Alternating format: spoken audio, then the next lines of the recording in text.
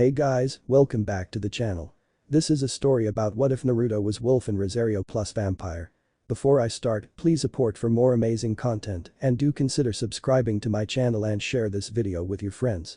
This is written by PlaguedAmbition and link in description and support writer. Let's start the video. Uzumaki Naruto, that was his given name, Uzumaki. It sounded funny yet it rolled off of the tongue so easily. He gave a small chuckle, after all he was a happy soul. His father had told him to attend Yokai Academy this year, though he couldn't see the reason behind such an instruction, he knew it would be part of his father's plan. At 16 years of age, going on 17, he was going to be the oldest freshman there. It was going to be a bit of a change, he wasn't used to being around others that were near his age, so this would be a chance for him to make friends. Maybe this was going to be an end to his loner lifestyle. His golden blonde hair shifted in the wind, the majority of it spiked back like those manga characters he read about, apparently that was cool, while two bangs ran down to his jawline, framing his angular face.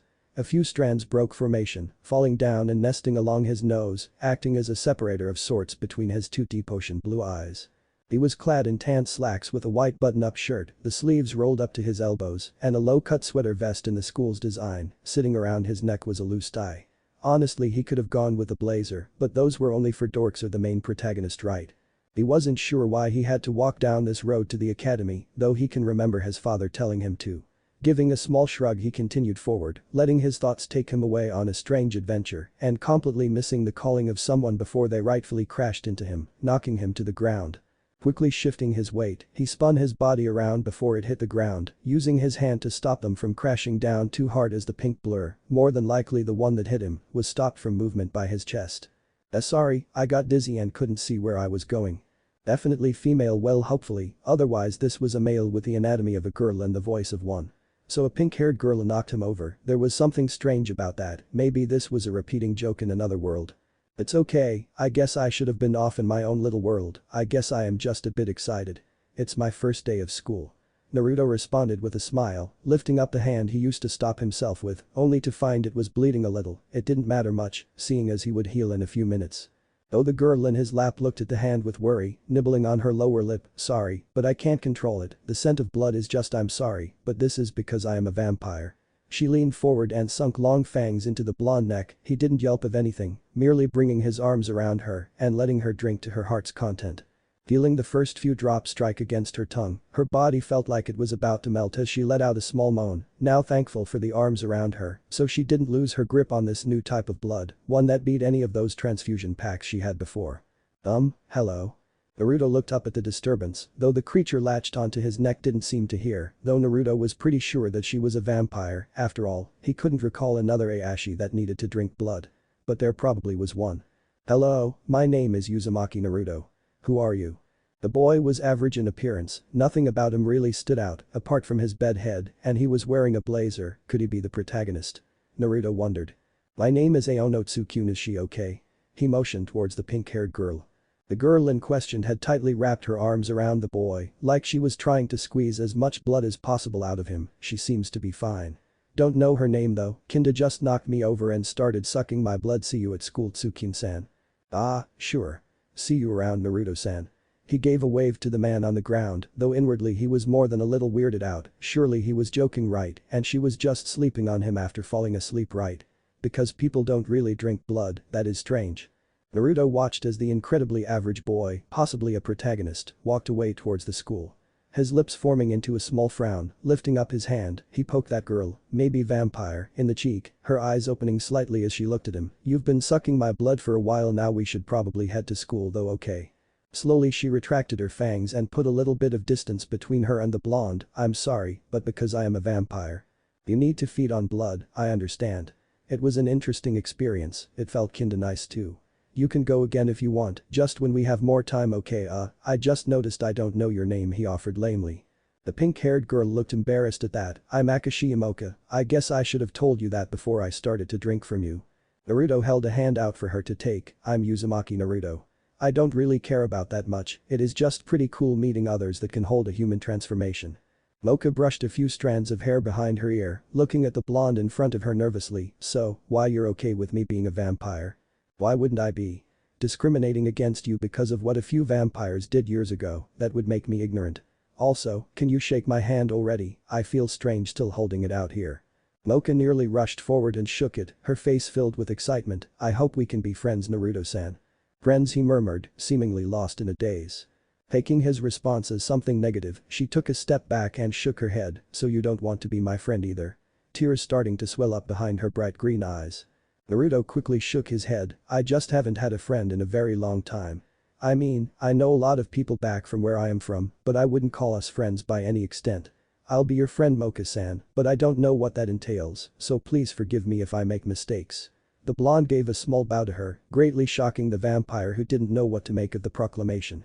Nervously she took a step forward, warping her arms around his left one and dragging it into her chest. Just spend time with me, so we don't have to feel alone anymore, Naruto-san. Oh, and let me drink your blood, that was delicious.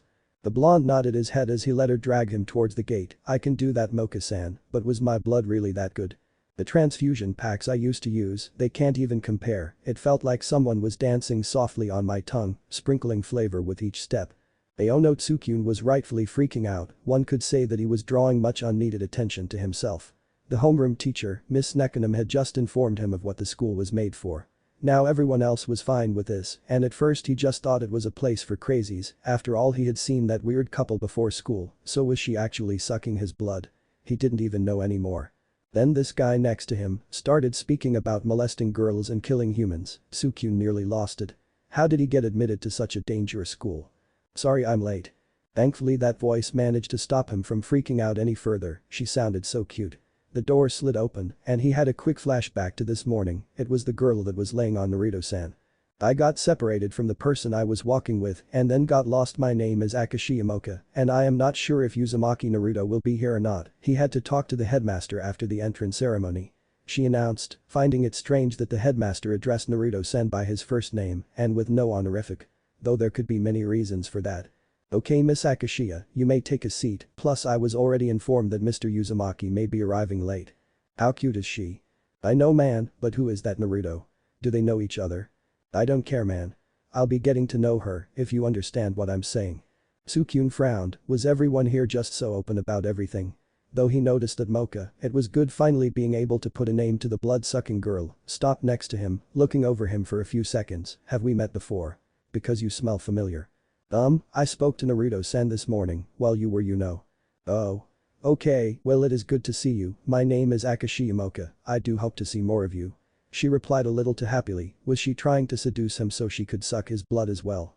Well, I'm Aono Tsukyun. It is a pleasure to finally see your face, I guess.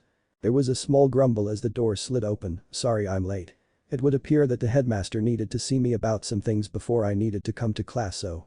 Nekanum turned her head towards the door, nearly dropping her folder. Me. Uzumaki Naruto, a pleasure to see you again, Nekanum-sensei. Naruto looked around the class. Oh, it appears that I wasn't too far behind you, Mocha-san. I could have sworn my talk was much longer than that. I got lost, Naruto-san. This hallways all look the same. How did you make it here so fast? The blonde fished through his bag for a moment, pulling out a piece of paper and holding it up. I got a map at the entrance ceremony, didn't you get one too? Tilting her head, Mocha dug through her bag, only to give a pout. No, it doesn't look like it. The blonde walked forward, placing his map in her hands. Take mine, I already memorized it. He saw a fair amount of different looks on the faces around him. Oh, I'm Uzumaki Naruto. It is a pleasure to meet you all, and I look forward to spending time with each of you. I would happily spend time with you, Naruto-sama. Back off, I saw him first, you harlot. No, he's mine. Naruto backed up a little as some of the girls in class started to fight. He really wasn't used to this. There were way too many people looking at him, so he did the only thing he could think of, talking to people he already knew. Hello, Tsukyun-san. It is good to see that we are in the same homeroom. Would you like to have lunch together after class with Mocha-san and myself? As long as I am not on the menu. Naruto gave a small chuckle while Mocha scratched at her cheek sheepishly. No need to worry, Tsukyun-san. Lunch is on me. I'd eat my lunch off of him. So you two met only a few minutes before I met Naruto-san then? Tsukyun asked, having just gotten the rundown on how they met. Honestly, he thought that they had known each other for much longer, seeing as she was holding his arm so fondly as she dragged him through the hall.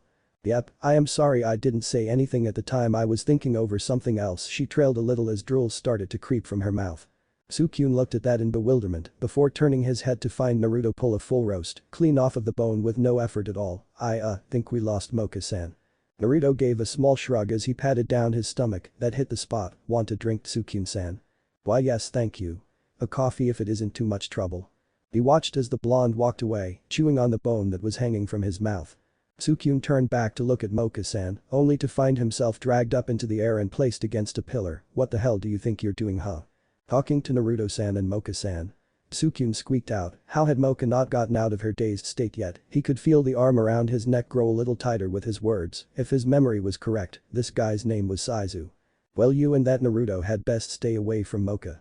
I'm going to make her mine. I wonder only what happened next seemed to shock him. One moment he thought his neck was going to be snapped, the next he was on the ground with a sore behind. Looking at the arm that had been holding him, he saw a bone protruding through it, kinda like the one Naruto was chewing on when he left. Gah. Who the hell did that? Ah, that'd be me, a chilling voice spoke as a hand was offered to Tsukyun. Here, let me help you up, Tsukyun-san. Looking up he saw Naruto, only he was different from before. His face looked much colder, like he had grown tired of the world. It really made him look much older than he was. He took the offered hand, finding himself lifted to his feet. Thank you, Naruto-san. That's okay, but please hold on to our drinks. It would seem that I have to teach someone a lesson. Placing the drinks in Tsukyun's care, the brown-haired teen looked over to the vending machine. It was a long way away to cover such a distance so quickly. Just what kind of monster was the blonde? Saizu sneered at the blonde, removing the bone from his arm and snapping it in half, using it like a knife as he stabbed at Naruto, watching as the blonde held up a hand to stop him. That fool, thinking he would be able to block it like it was nothing. His expression faded though, when he watched a bone snap on the blonde open palm, the flat expression turned somewhat crazed as Saizu found his hand in the blonde's grip. Hey. Hello. Want me to give you a hand here? Saizu was thoroughly confused. Why would the blonde want to help him? Slowly he nodded his head. Okay. Saizu heard a ripping sound as an arm was placed in front of his eyes, blood still oozing from its end, though there was a strange hole in it, kind like the one he got from that bee. Then the pain hit him, leaving him screaming and snapping Mocha from her daze. There's your hand back, touch my friend again, and I'll give you more than a hand, okay? Saizu picked up his arm and looked at the smiling blonde and down at his now detached limb, nodded quickly. Okay, go now. You're starting to stink up the place, okay? Hi. With that, the bully turned and ran as fast as his legs would take him to the hospital. How could there be such a difference between two monsters? Not to mention that neither of them had transformed. That strength shouldn't have been possible. Tsukyun looked at the scene, no longer feeling like eating at all. He watched as Naruto turned to face him and Mocha, the deranged smile slowly leaving his face as he shook of his hand. Tsukyun-san. Please don't worry about anything happening. I'll protect you no matter what the problem is. Thank you. Tsukyun spluttered out. That wasn't exactly what had been on his mind right now. Did you have to make it so bloody, Naruto-san? Mocha questioned, looking around before covering her nose. It doesn't smell right. Tilting his head to the side, Naruto frowned. Blood smells like blood, doesn't it? Getting a small shake of the head from the pink cat, Naruto shrugged. Well, let's go then. No need to stick around here, is there? And like earlier, Mocha grabbed Naruto's arm, dragging it to her chest and grabbed her drink from Tsukyun. She looked at the boy with question in her eyes before he pointed at Naruto. You got me tomato juice. It can be used instead of your regular source of nutrition, can't it? Mocha gave a quick nod. I just didn't think that it was common knowledge was all. Naruto gave his cheek a small scratch. It isn't, but my father has taught me pretty well. The group found themselves walking up a set of stairs. Tsukyun, feeling this was as good a time as any, spoke up. So what did the headmaster want to speak to you about already? Oh, he had a package for me from my parents' super secret stuff and all that. The blonde trailed sheepishly as the door to the roof opened. He looked around and let out a breath of air, reaching into his pocket and fumbling around for a few moments, pulling out a lighter and cigarette a moment later, lighting it without a second thought. Narari, you beautiful man, these are almost as good as ramen. Tsukyun waved his hand in front of his face and took a step away. Isn't it against school rules to be smoking, Naruto-san? The blonde looked at him for a few moments. Don't think so, plus I'll be fine. I asked the headmaster about it. He said it was all okay, as long as I wasn't doing it in the halls. It helps me to keep a level head. Otherwise I can get pretty angry. Oh, like my rosary? Mocha commented, somehow not minding the smell. Then again, she was drinking Naruto's blood earlier today, so there was a good chance that she already knew, right? That's the kind of things vampires were able to do, right?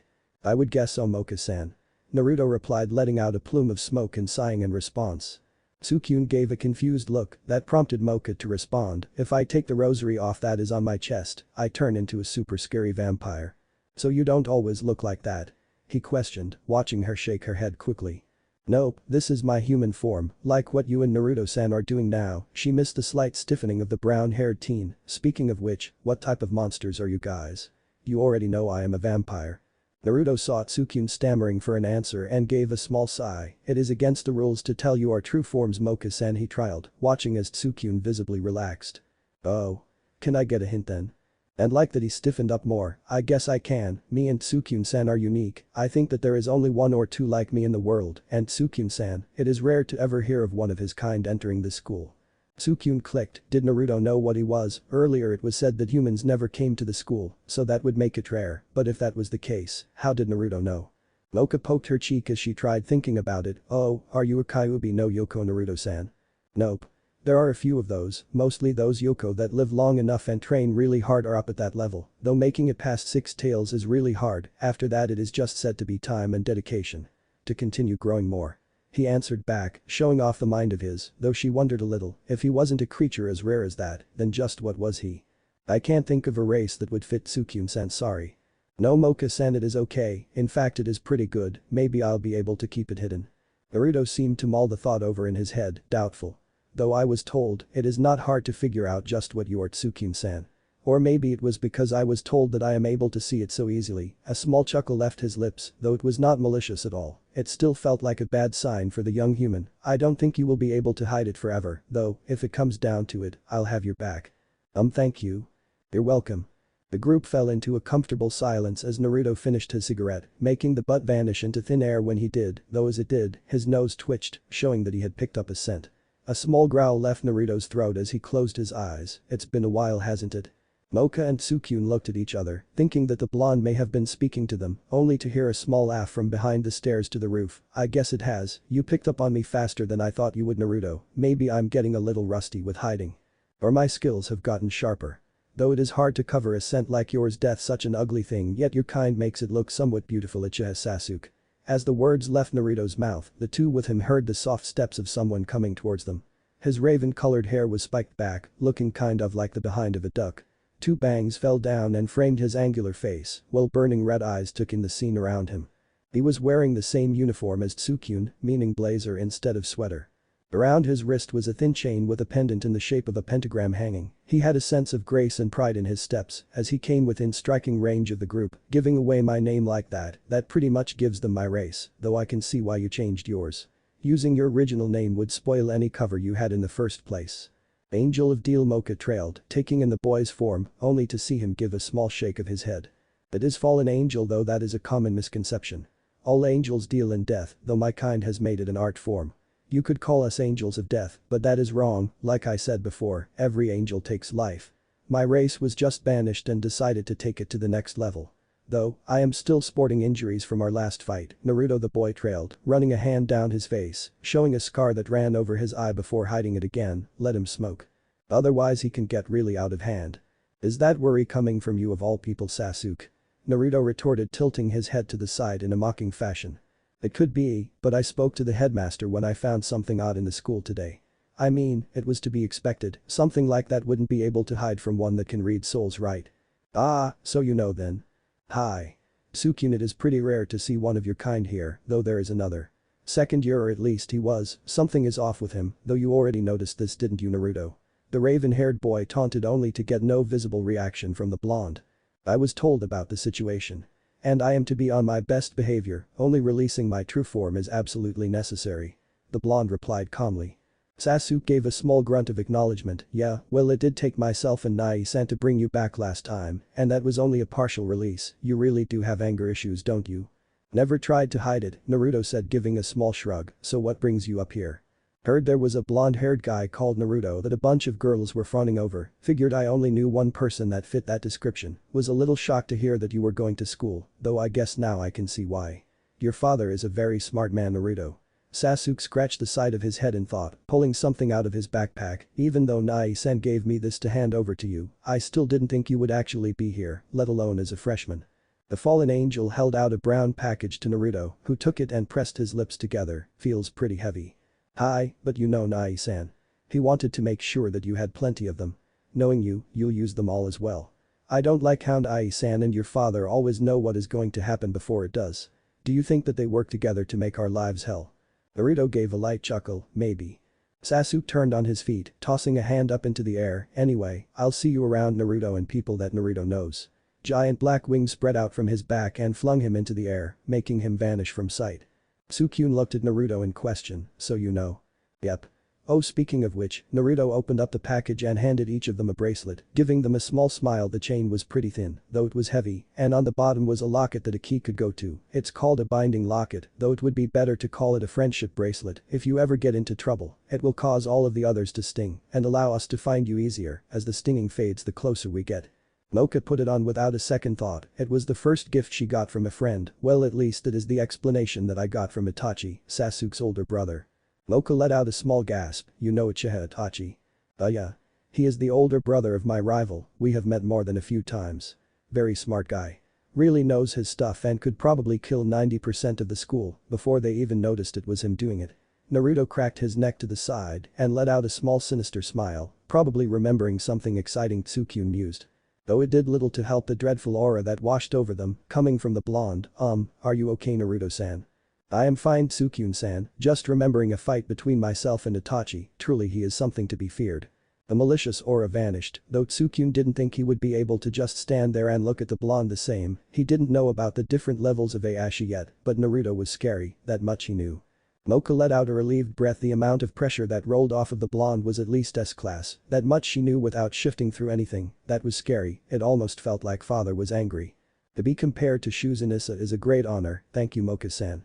I don't know if I am quite at that level, though I would not be against testing my strength against him. Naruto lifted up his fist, clenching it tight and unleashing a small burst of demonic energy that cracked the roof around them. It would definitely be fun. You know what family I am from? She questioned softly, feeling more than a little bad right now. She didn't even know what race he was, yet he already knew who her family was, despite the different names. Hi, Akashi Yamoka, second youngest of the Shuzun 4, lived alongside humans, reason unknown. Only the oldest sibling carries the surname Shuzun. Seeing the questioning look he got from Mocha, Naruto gave a sheepish chuckle. I studied up on all the major families, as they could prove to be a threat should one be in the same year as myself. Oh, so why did you change your name? Sasuke-san said that you changed your name earlier because it would give away what you were, is that true? She questioned hesitantly.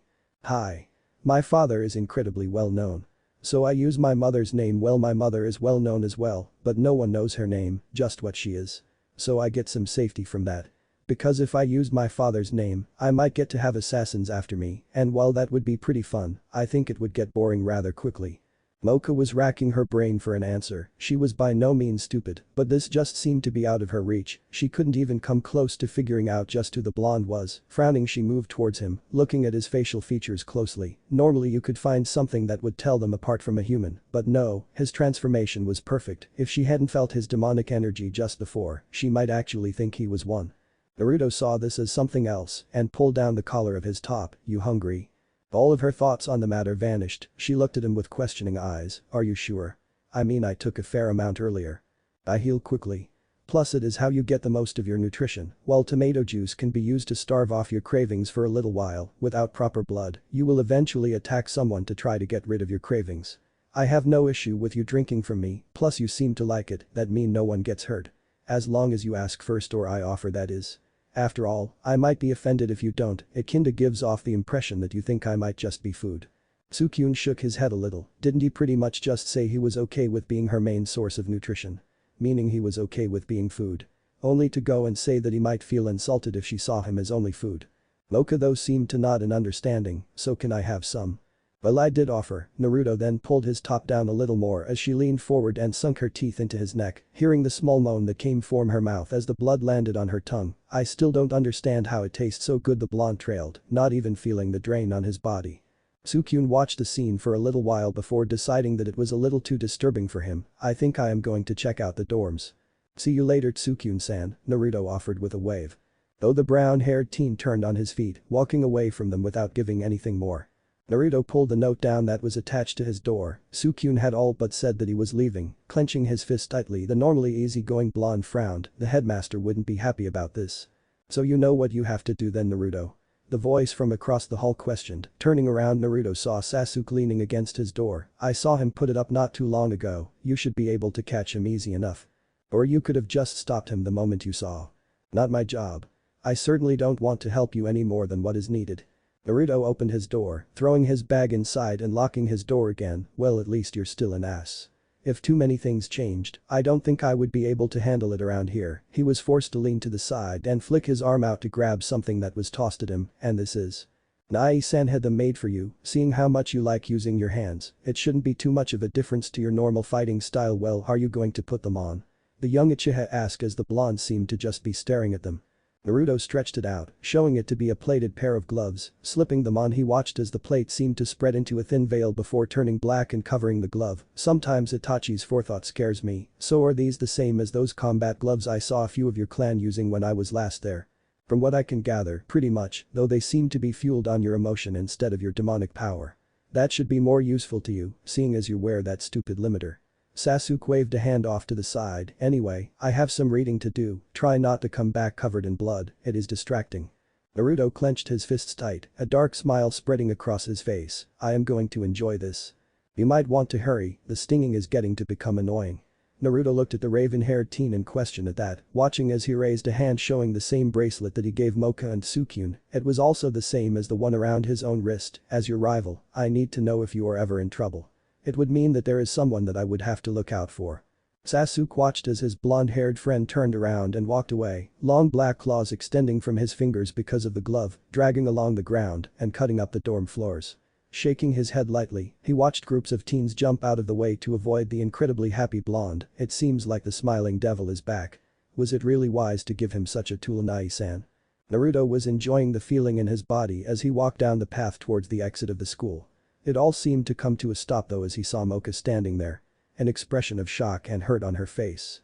She noticed Naruto walking towards her, large claws trailing behind him as he moved. You knew, didn't you? The claws slowly started to fade away back into gloves. That's why you were being so secretive about it. How could you lie to me about this? I thought we were friends. It is the duty of a friend to protect. I do not know if Tsukyun-san sees me as his friend, though I would like to think that I see him as one. Therefore, it was important to keep his secret lest he become hurt from the fallout. Naruto spoke calmly, no smile, no emotion, like he was just a puppet being dangled on strings. He is a human. I hate humans, they are vicious creatures that don't care about anything other than themselves. Did you know I went to a human school before this? Everyone there thought I was a freak and ignored me. I felt like I didn't even matter. I hate them. The anger rolling off of her was not something that could be looked over. Her eyes narrowed as Naruto continued to walk forward, stopping right next to her. His voice barely above a whisper, there is good and bad in everyone, Mocha-san. It is just which side is most often shown that we tend to link towards their personality. If you were to judge an entire race on the actions of a few, then why should it matter if they did the same? Vampires are thought to be evil, blood-sucking creatures. He saw her face fall a little with every word that came from his mouth, as if a knife was being twisted a little further each time. If I was to use the same method you just used, in your hatred towards humans, then I would have to say that I hate vampires. Mocha couldn't believe what he had just said, her fists curled up and she turned to move, only to feel his hand grab onto hers, stopping her in her tracks. Let go of me. She growled. Let me finish. Despite the raging emotions from Mocha, he was still as calm as when he first started speaking. I said if I was to use the same method. I do not. I believe everyone should be given a chance. Good can come in many forms, Mocha-san, but if you push everyone away because some of their kind was bad, you will never find it. He let out a small breath. I believe that at some point in time, humans and Ashi will be able to live next to one another without any fear of what will happen. That is the goal of this academy, but with your attitude, you have already failed. I would still like to think of us as friends, Mocha-san, along with Tsukyun-san, thus I am going to stop him from making a mistake. I hope you can understand and not look down on me for this. He let go of her wrist and started to walk into the dark forest. I do care about you both, Mocha-san, and I promise I won't let you be alone again if you will let me, but allow me to stop Tsukyun-san. I want to be his friend too, because like you, I have felt alone for such a long time. Mocha went to grab him only for him to take off in a burst of speed through the forest. Looking back at the gate, she thought about just going to bed. It would make things much easier, though maybe Naruto would look down on her for just leaving them alone. Biting down on her lip, she started to follow his path. It was pretty easy because of the deep chunks of bark missing from the trees. Maybe it is just for the best that I leave. Tsukyun looked at where the bus was parked, only to watch as a blur flew past him, dragging a large trench through the ground. He slowly took in the form in front of him. It was Naruto-san, only he was different. A deranged smile etched onto his normal happy face, while long black claws extended from his hands. He looked like a monster, the very thing he claimed to be. You weren't thinking of bailing, were you, Tsukyun-san? Glowing icy blue eyes loomed over his form, making the young human feel like the blood in his veins froze solid. Aye. Friends don't run when things get tough, Tsukyun-san, we grit our teeth and push forward, growing stronger with every step. What you're doing goes against everything that I know about being friends. I guess I only have one question, Tsukyun-san, are we friends? Those words made him think the next ones that were to come out of his mouth would carry a lot of meaning. Those long claws tore up the ground without any issue. Tearing through the body of a human couldn't be too much more difficult. I am not sure, Naruto-san. I don't think Mocha-san and myself will ever be able to see eye to eye, and I am not suited to being here. Though I was thankful for how you protected me, despite knowing what I was. Naruto raised a hand and Tsukyun stiffened, thinking it was going to be the last thing he saw, closing his eyes shut, only to feel something slap against the side of his face. I'm not going to kill you. I think we could be friends, Tsukyun, and I want you to stay here with us. Those gloves though, you should wear them, I'll teach you how to use them tomorrow, but they will allow you to appear like you have Ayashi qualities, and if you hadn't noticed, Naruto lifted up his hands as Tsukyun opened his eyes, wiggling his fingers, they were those long claws that I was using. I will just need to pay Itachi for another pair, although those run on emotion, so maybe he thought that I was going to give them to you, but how the hell would he know that there was a human here? You did say that he was incredibly smart and always seemed to know what was happening. What makes you think that I will be able to use them though? Aren't they some kind of artifact? Naruto narrowed his eyes on the teen before letting out a small grunt. Like I said, those gloves will feed on your emotions. The more powerful you feel for something, the stronger that the weapon that the glove turned into will become. So it isn't always claws? The human questioned, looking at the gloves as he picked them up and held them gently. They are a very expensive item of the Uchiha clan. My true form is a mindless beast that wants to tear the world in half, that is why my symbol is claws. Sasuke, his is a chain, to control the beast. Each person has purpose, a reason for why they live. One could say that your purpose in life was to come to the academy and receive those gloves from me. But what comes next? You go home, leaving behind those that could turn out to be your friends, and live the life of a dropout with this strange power that you don't know how to control, or do you stay, showing Ayashi everywhere that humans can learn to live with us, just as we are learning to live with them? Naruto cracked his neck to the side, taking in the form of the boy in front of him. I guess this is what you were talking about, father. Tsukyun was still not convinced, something that Naruto took note of. Channel all of your emotions regarding leaving the school towards the gloves, let them overflow through your body. If you are that sure on leaving, then you will be able to create a weapon that will be able to wound me. If you can do that, I'll let you leave. Tsukyun looked at the gloves in his hands, slowly putting them on like Naruto said, and drawing on his will to leave the school. A large menacing red and black blade grew from the side of his arm, though it didn't feel like it weighed anything at all. He looked towards Naruto and pressed his lips into a thin line. I'm not sure about this, I don't want to hurt you, Naruto-san, and I think this really could.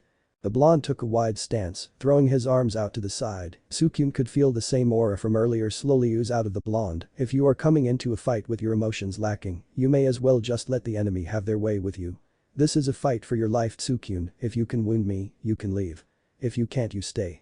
Tsukyun took a deep breath and swung his arm down. There was a strange feeling about it, though that could just be the glove, but he felt strong, stronger than he ever had in his life. Making up his mind, he dashed forward, watching as Naruto rose his hand, blocking the wide swing of the blade with the back of his hand, and placing his open palm right in front of the human's face, a gentle breeze flowing between the two from the rapid action of Naruto. The blonde slowly took a step back and pushed the blade away from him, lifting up his hand and showing it to Tsukyun. A tiny, almost unnoticeable mark was on it. This counts as a wound. He pressed his lips together in thought. I am a man of my word, you can go if you want. I think I'll stay. Naruto rose a brow at the soft words from the teen. What brought on the change of heart? You actually care about humans and Ayashi getting along, don't you? Naruto gave a nod at the question, so Tsukyun continued. Then I'll help, after all, that's what friends do, right? They help each other out, they don't turn tail and run when things get tough, they grit their teeth and push through, right? Glad to see that head on your shoulders isn't just for your bed head. Naruto gave a small chuckle and put his hand forward. Like I said, Tsukyun, I'll have your back, no matter what happens. Tsukyun took the hand and gave a small laugh. You know, I would feel a little better if I knew what kind of Ayashi you were. Not going to happen. If you ever see me release my true form, I am in some deep trouble, so you should run the other direction. Even after all that talk of you saying I shouldn't do that. I can't tell friend or foe apart in my true form. I can just attack anything that gets in my way, with power that is unholy and disgusting. Like I said, I am a beast. I know that, I also know that it will be very hard for me to do well in the human world. That's why I want to make it so everyone can get along well.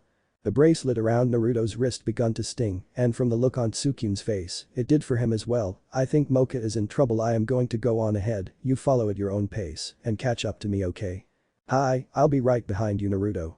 Though the last bit was mostly for himself, seeing as Naruto left as soon as he finished saying hi, he heard the door to the bus open and saw the driver take a few steps out and hold out a box of cigars.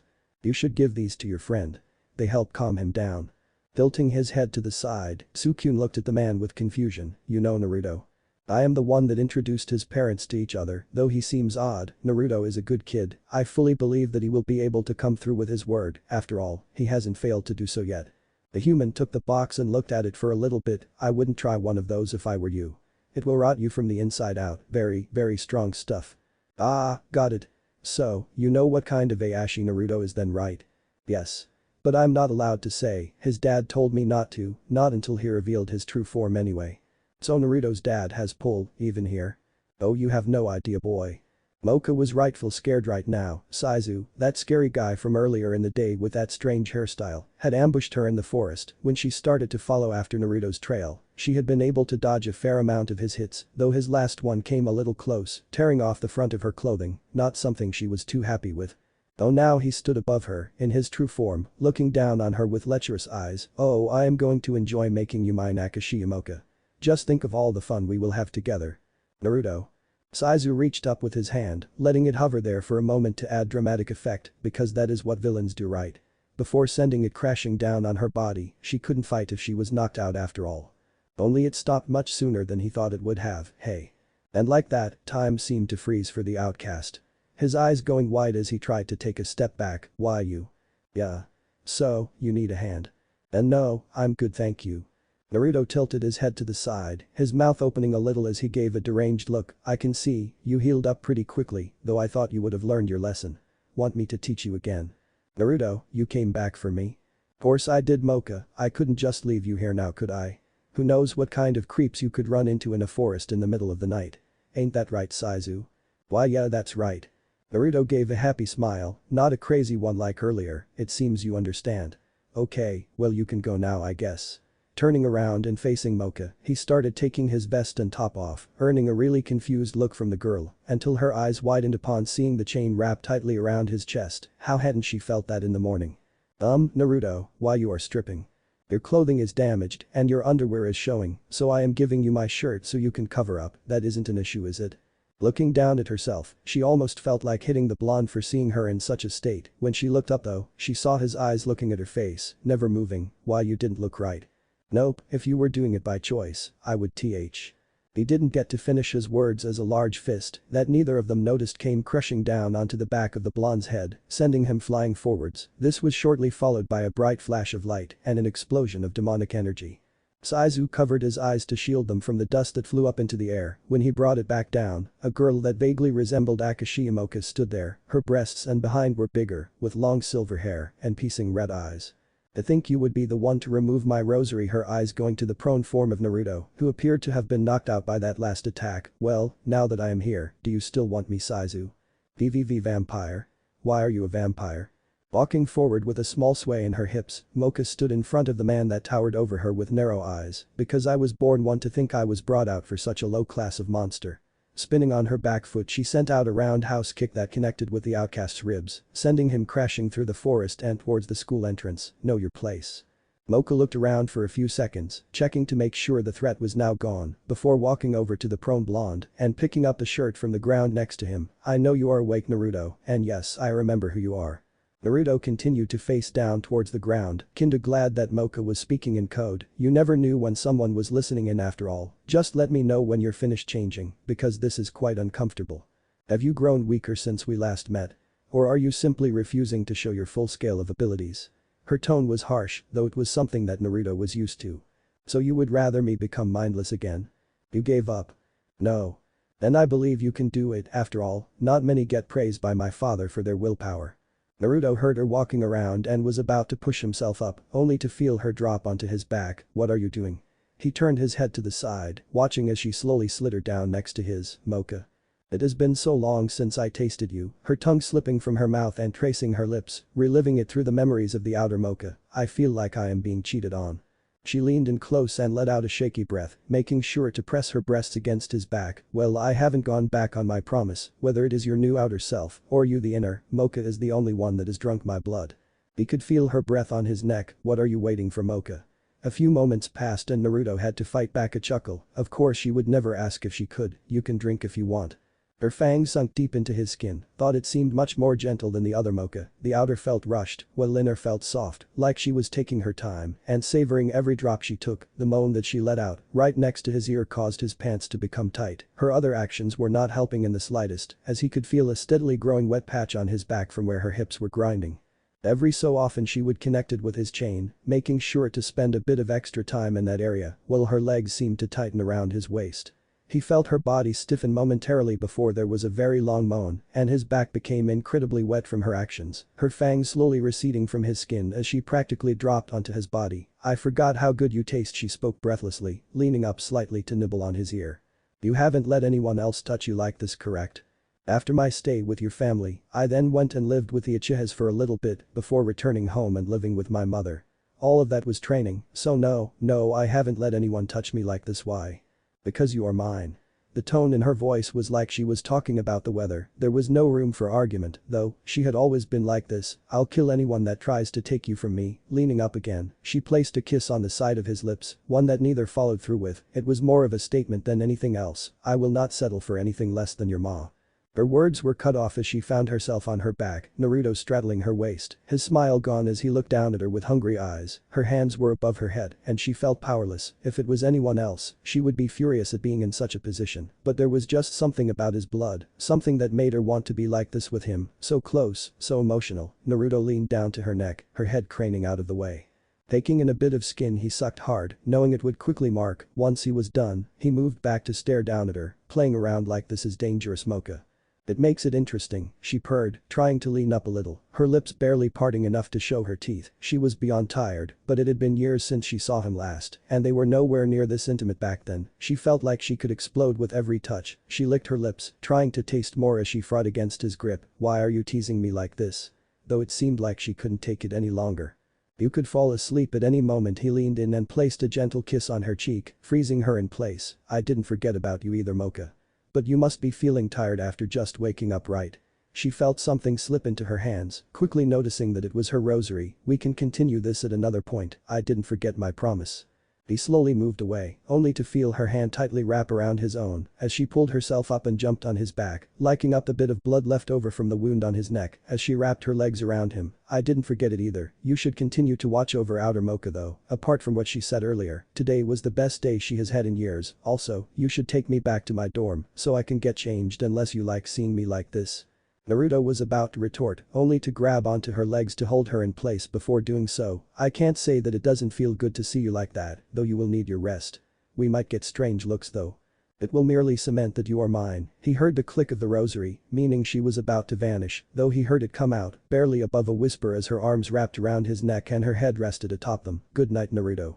Yeah, good night, Mocha. He stood there for a few moments, feeling her shapely rear reduce in size, along with her impressive bust which was pushed up against his back, her hair slowly changing back to pink as her fangs reduced in size. She was turning back into the outer Mocha. Changing back from using the coded speak that he used with Mocha to Japanese, he called out, I know you're there, Tsukyun. The soft rustle of moving branches showed that the boy was moving towards them. I thought I would give you two some space, so that silver-haired one is Mocha's true form. Yep. So that is the scary vampire? His voice laced with sarcasm. She would kick your ass if she heard you say that, but yeah, that is Mocha's vampire side. Naruto replied, shifting the girl on his back a little and making it easier for him to carry her. Tsukyun gave a small hum and thought, you know, I actually thought Mocha was quite pretty. I was going to give it a shot, though after seeing how her true form acted with you, I don't know if I would stand a chance. What language were you speaking anyway? It isn't one. It is code, like how people send coded messages. We learned to speak like that. Do you know how difficult it is to pick up on what someone is saying while breaking their code and translating all of their words into a language that you understand, then doing the same thing back to them? I can imagine that it would be very difficult. Do you two know each other? Tsukyun scratched his head a little, doing everything he could not to lean over and take a look at the panties that were taunting him from under Naruto's top. Naruto gave a smile at the question. Yeah, I met her true form probably about 8 years ago. I lived with her for a little bit, thought I must have left just before she got sealed. Okay, final question, and this one is bugging my the most. What the hell happened to her clothes? Oh, Saizu attacked, he tore up her clothes and she was pretty much left in just her underwear. I gave her my shirt to cover her up. I am still trying to figure out how to explain this to her door manager, seeing as it is about to pass by curfew and she is pretty much naked, I am topless and she seems to be passed out on my back. Sukyun gave a small shrug. Why don't you take her back to yours for the night, give her a blazer and a new shirt in the morning, and let her sneak back into her own room? Cause I would freak out if I woke up in someone else's room and didn't know how I got there. Maybe I'll just break in from the window. Shit, I don't know which room is hers. Did you just swear, Naruto? Sukyun actually looking more than a little shocked at that. The blonde gave a small chuckle, I guess. Damn it, Mocha, I had tried so hard to stay on the straight and narrow, you coming back for a day seems to have thrown that plan out the window. A smile stretched across Naruto's face as Sukyun stood across from him, covered in sweat with his large blade present. The clearing around them was incredibly cut up, looking like someone was just hacking away at the ground and trees for dear life. Naruto raised a hand up to his hair, brushing it as the wind blew between them. Can you feel it, Sukyun? The trees are asking you to continue. His tone rapidly changing in his sentence, from one of question to a direct order. The brown-haired teen gave a tired groan as he lifted up his hand again, positioning it in front of him like it was a katana, something that Naruto frowned at. Raising his right leg, Naruto stomped it into the ground, launching up a slab of earth, quickly spinning around, he used his left leg to send it at Sukyun, who took a deep breath and cut through the earth, having it fly off to either side of him. Sukyun started to think just what kind of life Naruto had to live to train so hard and not even break a sweat. This was all because he had followed the blonde out to try and catch him improving his skills, and for a while it seemed to work, then, as it looked like Naruto had grown bored, he turned and faced Sukyun, calling him out of the nearby shrubs. Now, the young teen was using the gloves that he was given last night to a point where they might actually be useful in combat. Naruto craned his head to the side, pressing his lips tightly before giving a sigh. Now we are going to increase it a little, you are to stab me, if you cannot before I grow tired of this, I am going to hit you. Sukyun stiffened, remembering how easily the blonde had ripped off someone's arm just yesterday. Slowly he gave a small nod, obviously Naruto was tough, otherwise he wouldn't ask him to do something like this, still, it felt so wrong. Shaking his head to rid himself of those thoughts, he narrowed his eyes forward, concentrating on stabbing the blonde in a spot where it wouldn't cause too much damage. You can start when you're ready.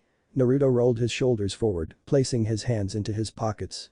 If it were someone else, Sukyun would think that the blonde was making fun of him, though after seeing him hurl boulders with those legs earlier, he was not going to think for a moment that Naruto needed his hands to beat him.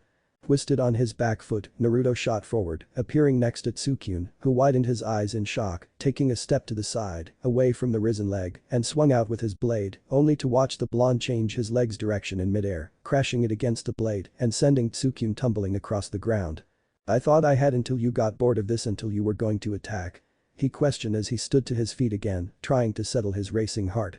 No, I just said that I was going to hit you if I got bored. Not that I wouldn't if I wasn't. Now dodge.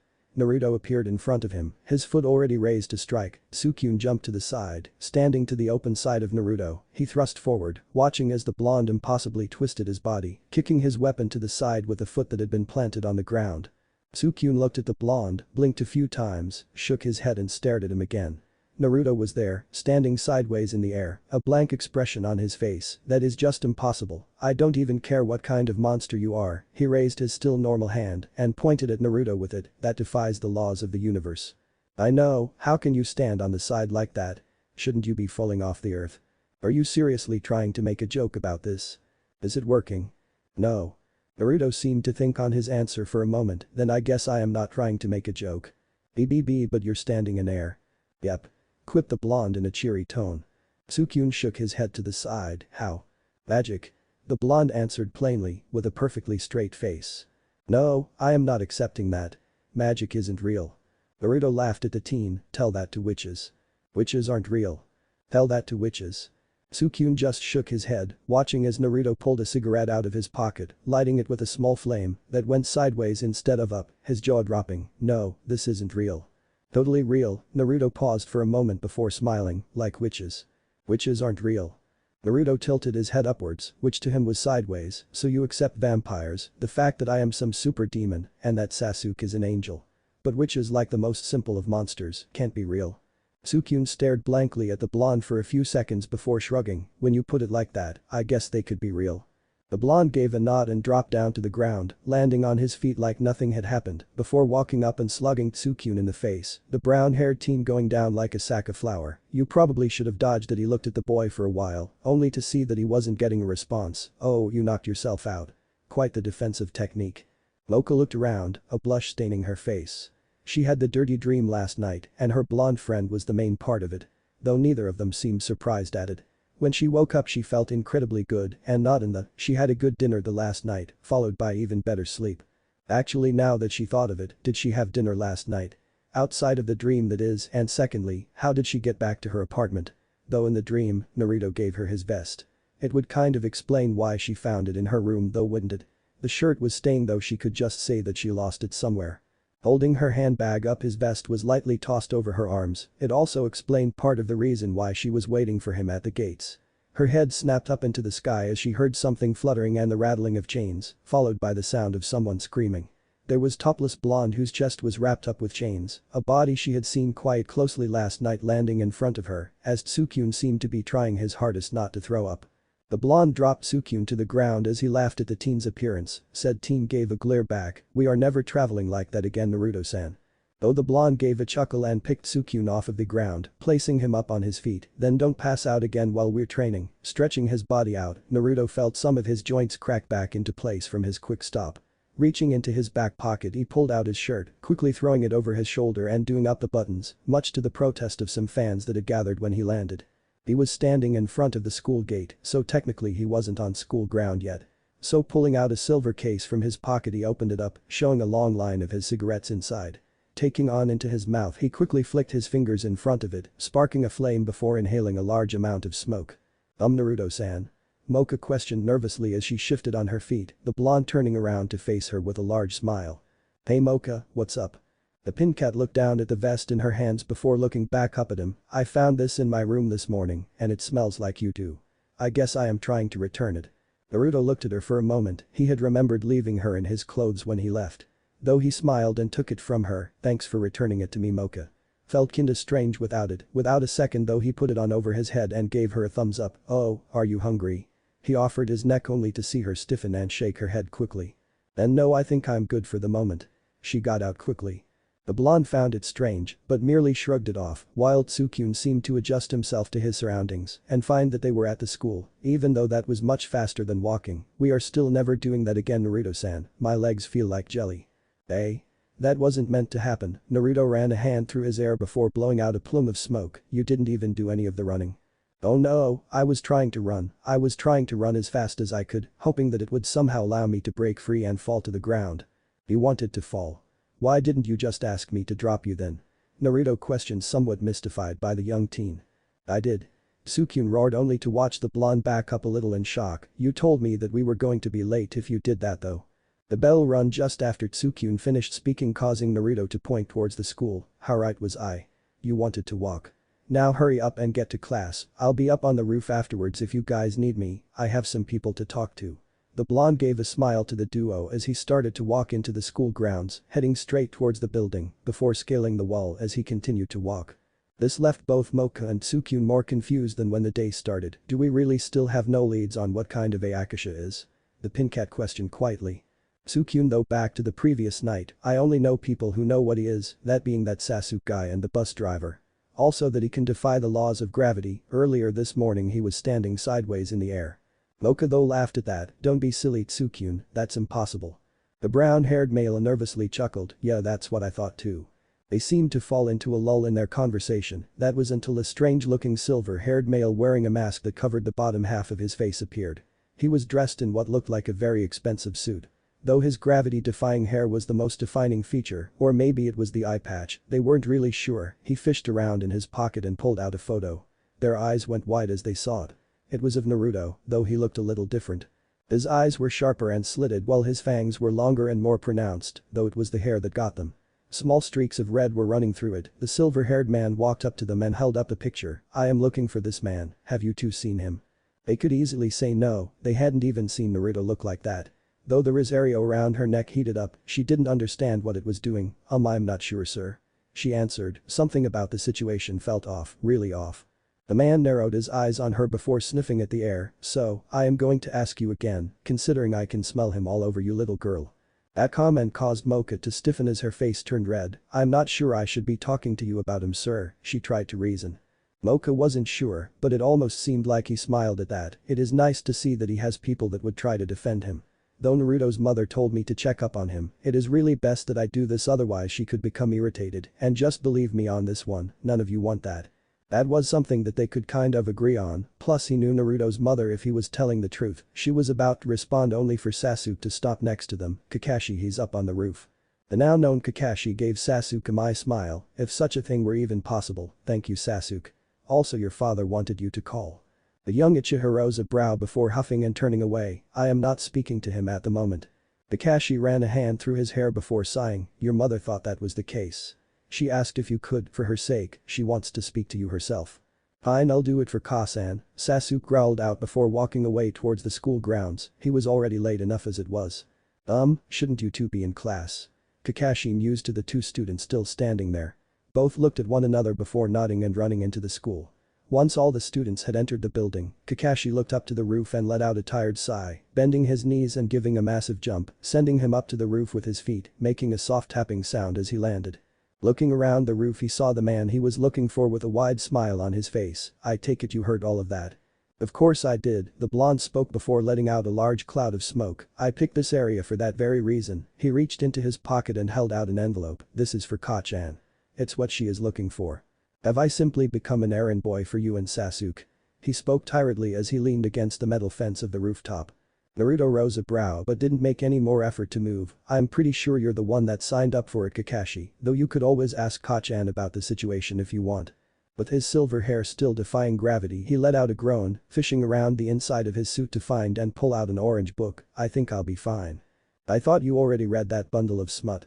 The blonde shrugged though, not really interested in it at all to be honest. The new book is coming out soon, so I just wanted to refresh myself. How soon is soon? Oh, sometime in the next 5 or 6 years. Mocha was confused. Sukyun never showed up to class, he had been called away by someone on their way and said that he would catch up, but now he was acting strangely.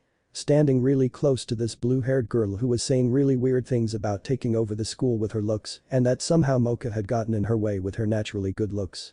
Then he started saying really weird things, like how he would never be able to be friends with someone who just used people for food.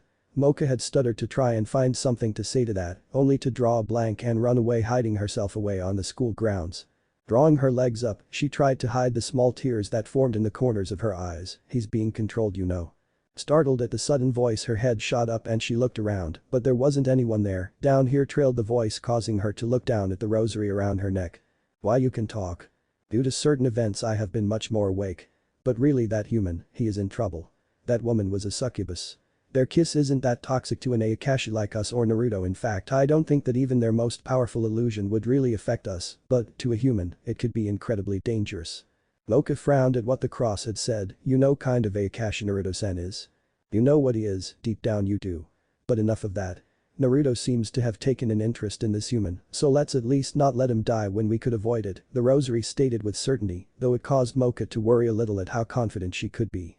Though she still stood up and nodded, I'll do my best, but isn't Naruto-san the one that can remove the rosary? DCH what about the honor of being a vampire?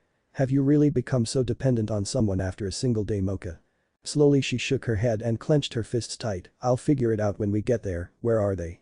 The nurse's office, at least it is where the scent of human is the strongest.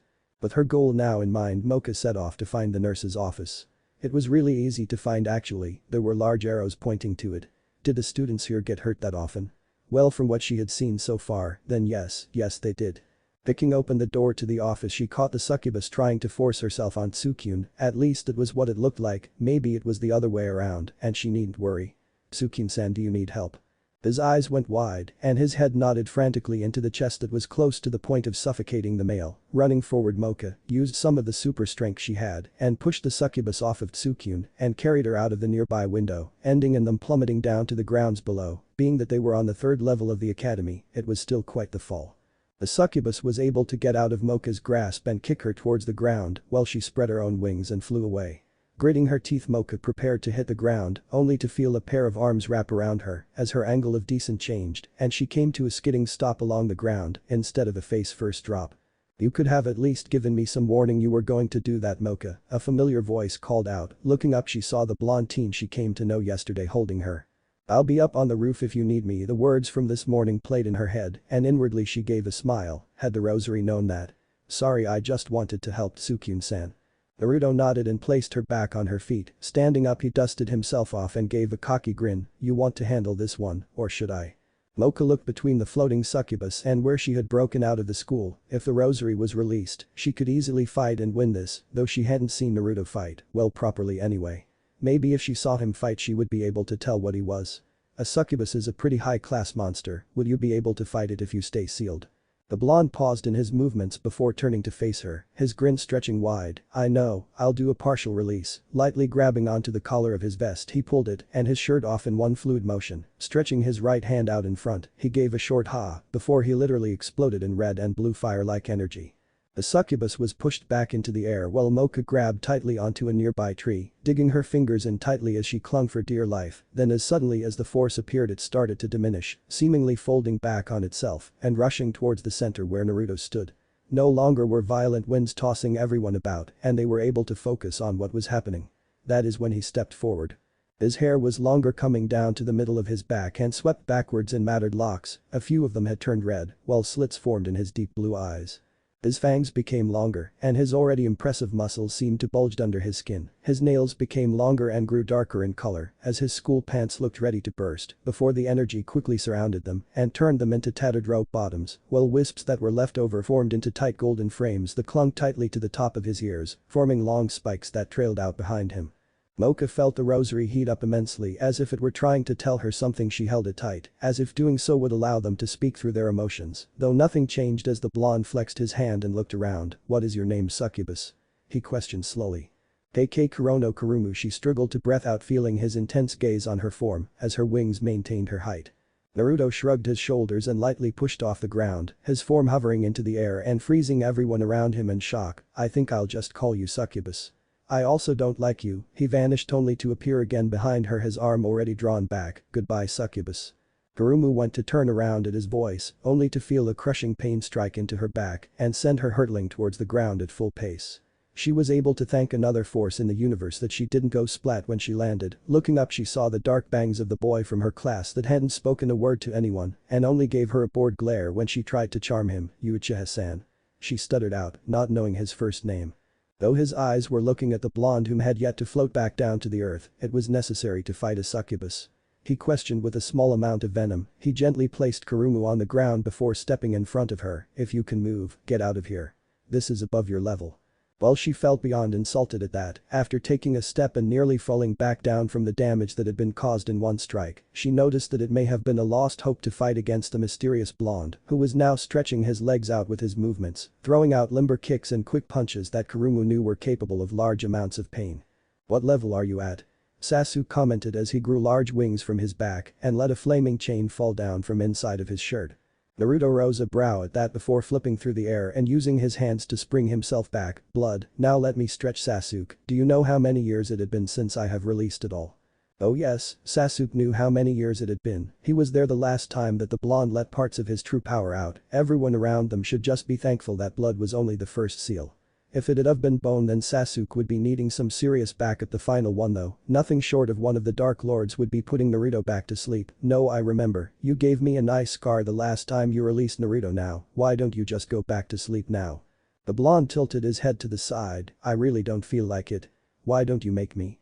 Sasuke started to twirl the chain he had around in circles, preparing it to lash out at the blonde the moment he moved. "Come on now, Naruto, do you really want to keep scaring people like this?"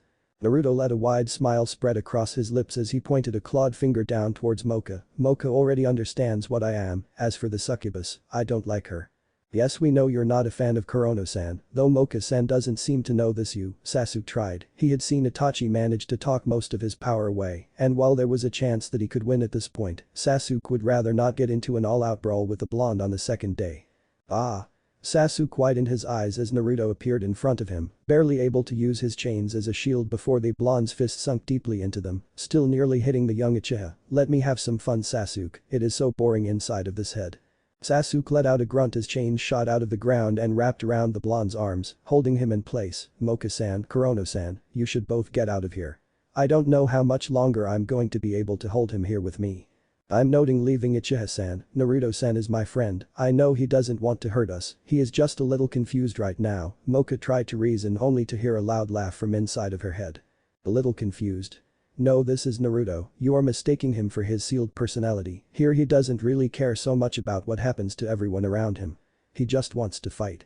Let me out, I'll put that fool back in place." Her inner voice spoke out to her, which caused Moka to shake her head from side to side. "I can't, Naruto is the only one that can remove you," she reasoned. Meanwhile Kurumu tried to take another step before falling to the ground again. "It doesn't look like I am able to move Uchiha-san."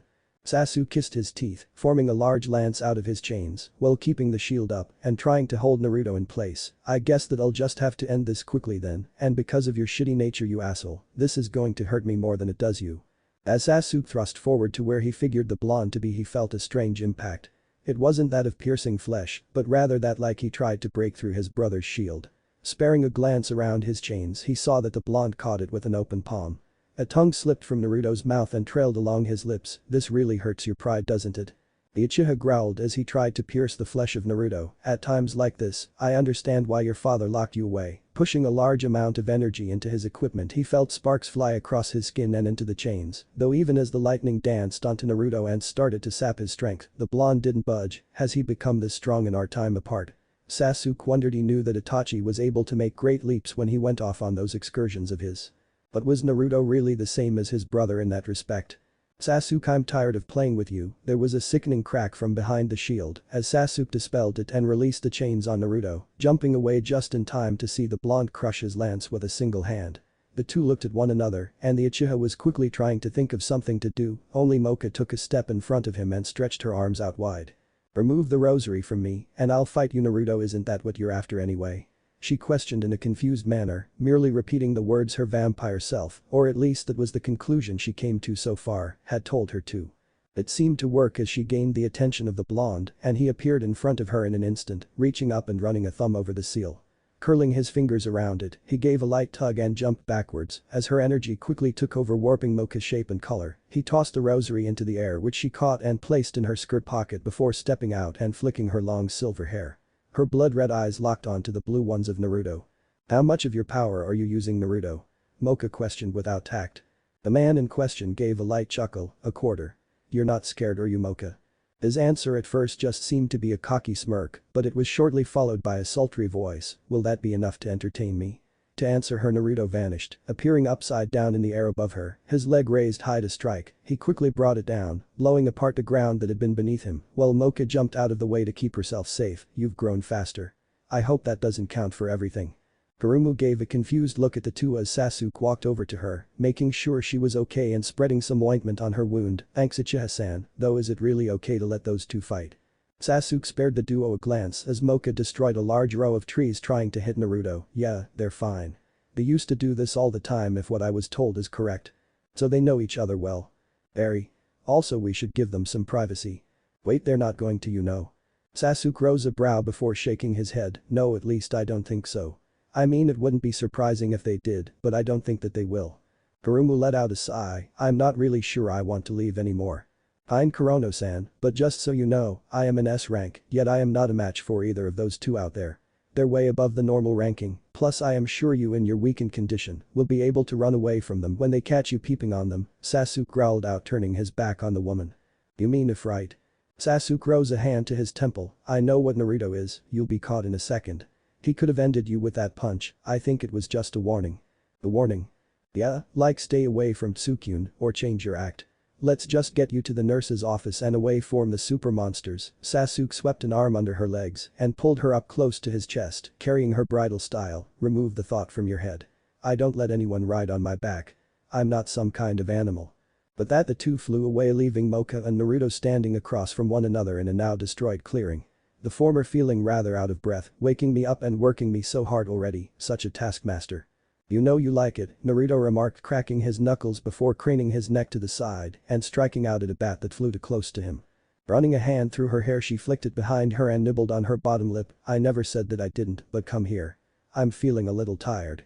Unlike some, I cannot keep fighting at this level forever, my inner self doesn't train this body at all.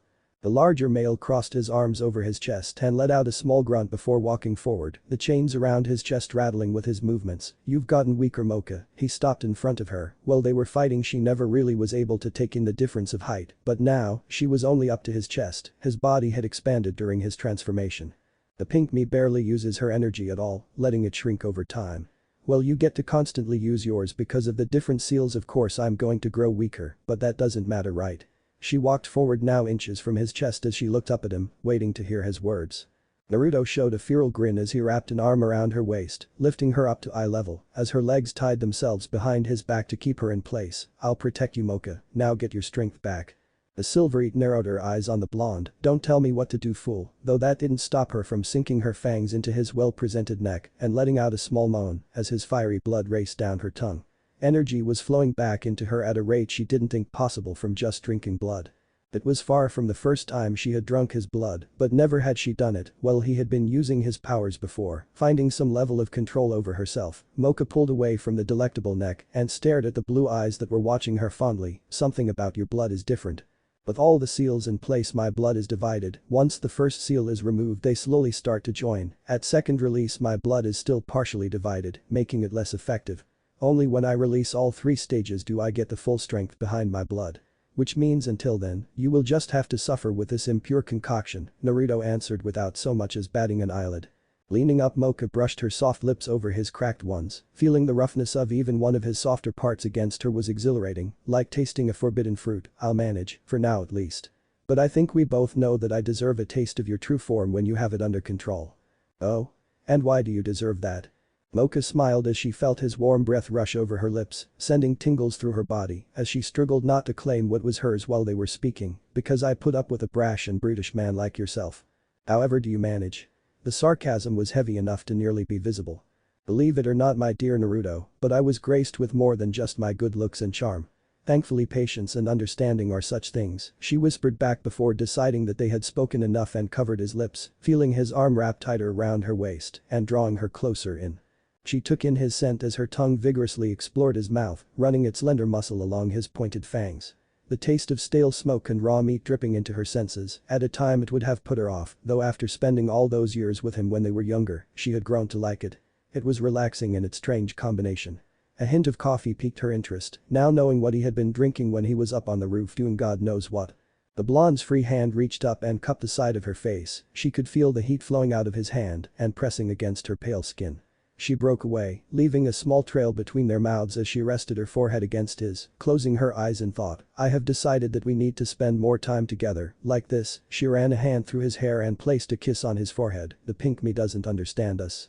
Mocha felt Naruto chuckle through her hips. Well, she does not know me, nor you. He leaned forward and nibbled gently on her neck, taking in the herbs that she used to clean herself with this morning. She moaned as he sunk his fangs in a little deeper, nearly piercing the skin. Letting out a small hiss, she pulled away and placed a finger against his lips before wiggling it from side to side. Naughty, though she leaned back in and wrapped her arms tightly around his neck. We should part here before you lose control of yourself. I don't think I have any issue of that, Mocha, Naruto teased, feeling her tighten her grip around him as a silent warning, though I think you still have homework to do and need to catch up on some sleep. With one arm wrapped around his neck so she didn't drop straight down to the ground, Mocha tapped his supporting arm with her other, letting him know to put her down. With reluctance he did, watching her take a step away before smirking and dusting herself off. Don't make me wait so long next time, okay? It was a smile, not the cocky one that she normally held, but a true one. With a swift movement she pulled the rosary from her skirt pocket and clipped it back onto the chain, letting the other Mocha take over. Naruto took a step forward and caught her so that she wouldn't dirty herself from falling the ground. Smiling down at the rosary, I'm the one that's still waiting, Mocha letting out a small sigh. He picked her up bridal style and turned on his feet, heading towards the nurse's office. Sasuke let out a small growl as he once again forced Kurumu down onto the bed. The succubus was quite adamant that she needed to repay him for saving her life sexually, even going so far as to say that it would bring shame to her family if she didn't. Though Sasuke knew better, in reality it was because she was trying to use his power to help her heal, or at least that is what he put it up to. He wasn't even really surprised when she started to complain about the heat and took off her sweater, even airing out her barely done-up shirt. Thankfully this stopped as the doors were pushed open and Naruto walked in, still in his partial release. Gurumu froze in place, as if thinking that if she stayed still he would forget that she was in the same room, and her plan seemed to be working as he walked right by her and placed the now pink-haired Mocha onto one of the beds and sent a questioning brow at Sukyun, who gave a sheepish laugh at what had happened. "Sasuke, have you made a verdict?" he questioned calmly without even looking towards the Uchiha. Said teen gave a smirk, trust in the blonde to relinquish all responsibility for the somewhat attack that Kurumu tried. "She's decided that she wants to make it up to us by looking after Tsukyun and Mocha if the both of us are ever called away for something." The succubus wasn't stupid enough to miss that they were speaking about her, though she widened her eyes in shock when Sasuke said that. It was though, at this point, that Naruto turned around and eyed her with caution. "Is that so?" Her shock quickly turned to fear as she nodded her head quickly. "Oh, of course, I understand that what I did was wrong." Naruto gave a small nod as he moved over to a nearby chair and played with the chains around his chest for a few moments before his body started to shrink and his hair grow shorter. The whole process only took a few seconds for him to return to normal. Well, as much as possible, a single red streak was left in his hair, hanging down near his left eye. "Good," he rubbed at the bite marks on his neck as they vanished. "I would hate to have to kick your ass again, Kurono-san." The succubus seemed at a loss about how casually he spoke about a recent abysmal defeat, even as he donned his shirt and vest, hiding his impressive build. Pulling out a silver case he pulled a stick out and placed it on the edge of his lips, walking towards the broken window and taking a step outside before lighting the cigarette. It would be that moment that Naruto's homeroom teacher walked into the office, letting out a tired sigh at the blonde. Technically he wasn't breaking any rules. It was clearly stated that they were not allowed to smoke inside the halls of the school. Seeing as he was levitating outside of a window he was safe. Holding up an envelope in her right hand she placed her left on her hip. "I have a letter for you, Uzumaki-san." Flipping it around she showed him an ink sealing that he hadn't seen in quite some time. One that even caused Sasuke's eyes to shoot out wide in shock. "Well, it seems you boys have an idea of what is already inside. Should I just leave it on the table here?" Naruto closed his eyes in thought. "Sasuke, please fetch the letter from Nekonim-sensei." If it were anything else the younger Uchiha would have spoken back against being bossed around by the blonde. But even he knew this was a big deal. He hesitantly reached out for the letter which Nekonim now seemed scared to be holding. If only she knew. And promptly took it over to Naruto, who eyed it cautiously for a few moments before ripping open the seal and scanning its contents with his eyes. His brows twitching as his lips pressed into a thin line the further down he read. Finishing he held it up in the air and burnt the parchment with a click of his fingers. "It appears that I need to leave the school for a few days." "Uzumaki-san, you can't just up and say that you need to leave for a few days, there are rules and No sensei, you can chew me out when I get back. But I will be leaving school in a few hours, this isn't exactly a discussion. I am merely telling you so that you can prepare to mark me as absent for a time." Taking a long drag of his cigarette Naruto exhaled it in a drawn-out sigh. "This is going to be beyond troublesome." Sasuke picked up the cue and frowned. "Just make sure you don't get your head stuck up in the clouds, Naruto, or I'll have to beat some sense into you when you get back." Taking another long drag Naruto finished off his cigarette before making it vanish, exhaling a much larger cloud than one would expect before he walked inside the room, picking up a scalpel and making a cut along his wrist. Picking up a nearby cup, he drained a fair bit of blood into it before wrapping it and putting it into the fridge, sending a knowing look to Sasuke as he turned on his heels. "I'll be back in a week or so." But that the blonde jumped out of the window and vanished towards the portal that left the school grounds. Sasuke crossed his arms over his chest and let out a sigh. "It seems like there is no rest for you, is there, Naruto?" Though his statement caused a confused look from the others that were still conscious, namely all sans Mocha. "Why does Naruto-san have to leave?" Sukyun asked in confusion. The raven-haired teen pressed his lips together in thought. "His job calls. Akashi like myself and Naruto have been working for years already. Coming to this school is just a luxury where we can pretend to have a normal life for a few years, though the sad truth is, we have pretty much already had our lives played for us." His words kind of drilled into those around him. If he were more attentive, he may have noticed the frown that crossed Mocha's lips as he spoke. "It is best if we aren't questioned about it." Gurumu though managed to link some things together. "You have the same job as Uzumaki-san, don't you, Sasuke-kun?" She didn't get an answer, which was all she needed. Her face fell and she looked down at her hands in her lap that fumbled around. "Don't worry, Sasuke-kun. When we get married you can stay at home in the valley while I work for us." She cheered, trying to lighten the room which had quickly turned somber. The Uchiha merely stood up and shook his head as he walked away. "Mocha-san, you should take that bloody left before it gets too cold." Sprouting his large black feathers from his back, Sasuke reached the window and tightly gripped the wall, crushing it with his strength. A fool's dream to play pretend. What a nice thought though. With a great flap he vanished up into the skies high above as Mocha sat up now that her cover was blown. She like Kurumu had put the pieces together, her blonde friend was a hitman, that plus she had another strange dream with Naruto, at least she thought it was him, it looked kinda like the man in the picture earlier. "How long have you been awake, Mocha-san?" Kurumu questioned, there wasn't any hostility in her voice, though she wasn't exactly pleased with what had happened. And although she felt a little childish about the answer she still stated it, I woke up when Naruto-san poured his blood for me, the smell of it in the air had nearly caused her to jump up and instantly start feeding. It actually took all of her strength to keep feigning to be asleep, though now it all seemed to be for naught. Okay, well we are allies now of sorts, and I'm not going to make a harem anymore, and sensei do you really still have to be in here? Kurumu questioned Mechanim who was still in the room. Said cat lady tilted her head to the side in confusion before realizing that she was being spoken to, well, it is more interesting than listening to the staff meetings. The moon had already risen high into the night sky as a well-dressed blonde stood outside a well-established hotel. His black suit was cleaned and pressed from the last time he wore it, his shades were covering his deep blue eyes, while his wild blonde spikes were still uncontrollable, it would appear that the red tussle was following their trend. An umbrella was held up above the man as rain started to fall down around him. The growl slipped from his lips as he placed a cigarette on their tips and lit it, waiting for the arrival of his ride, then, as if the person coming to pick him up was waiting for Naruto to start getting irritated with the wait, they arrived. The long black car pulled to a stop in front of him, at the bottom of the stairs. Naruto walked down with the doorman following him to keep them both dry. As they approached the limousine the suicide door swung open, and Naruto nodded his head to the elderly man, "Thank you Giles," he grumbled out. The old man knew it wasn't at him and gave a kind smile to the teen, "It was no problem Naruto-sama." With that Naruto jumped into the car and Giles stepped away giving a small bow to the blonde as the door closed shut. Naruto was not surprised with who he saw seated across from him. Her dark blue-black hair was almost as part of her look as her childish appearance. It was hard for people to believe that the woman across from him that looked as old as 16 was really 20. Though it was not incredibly important.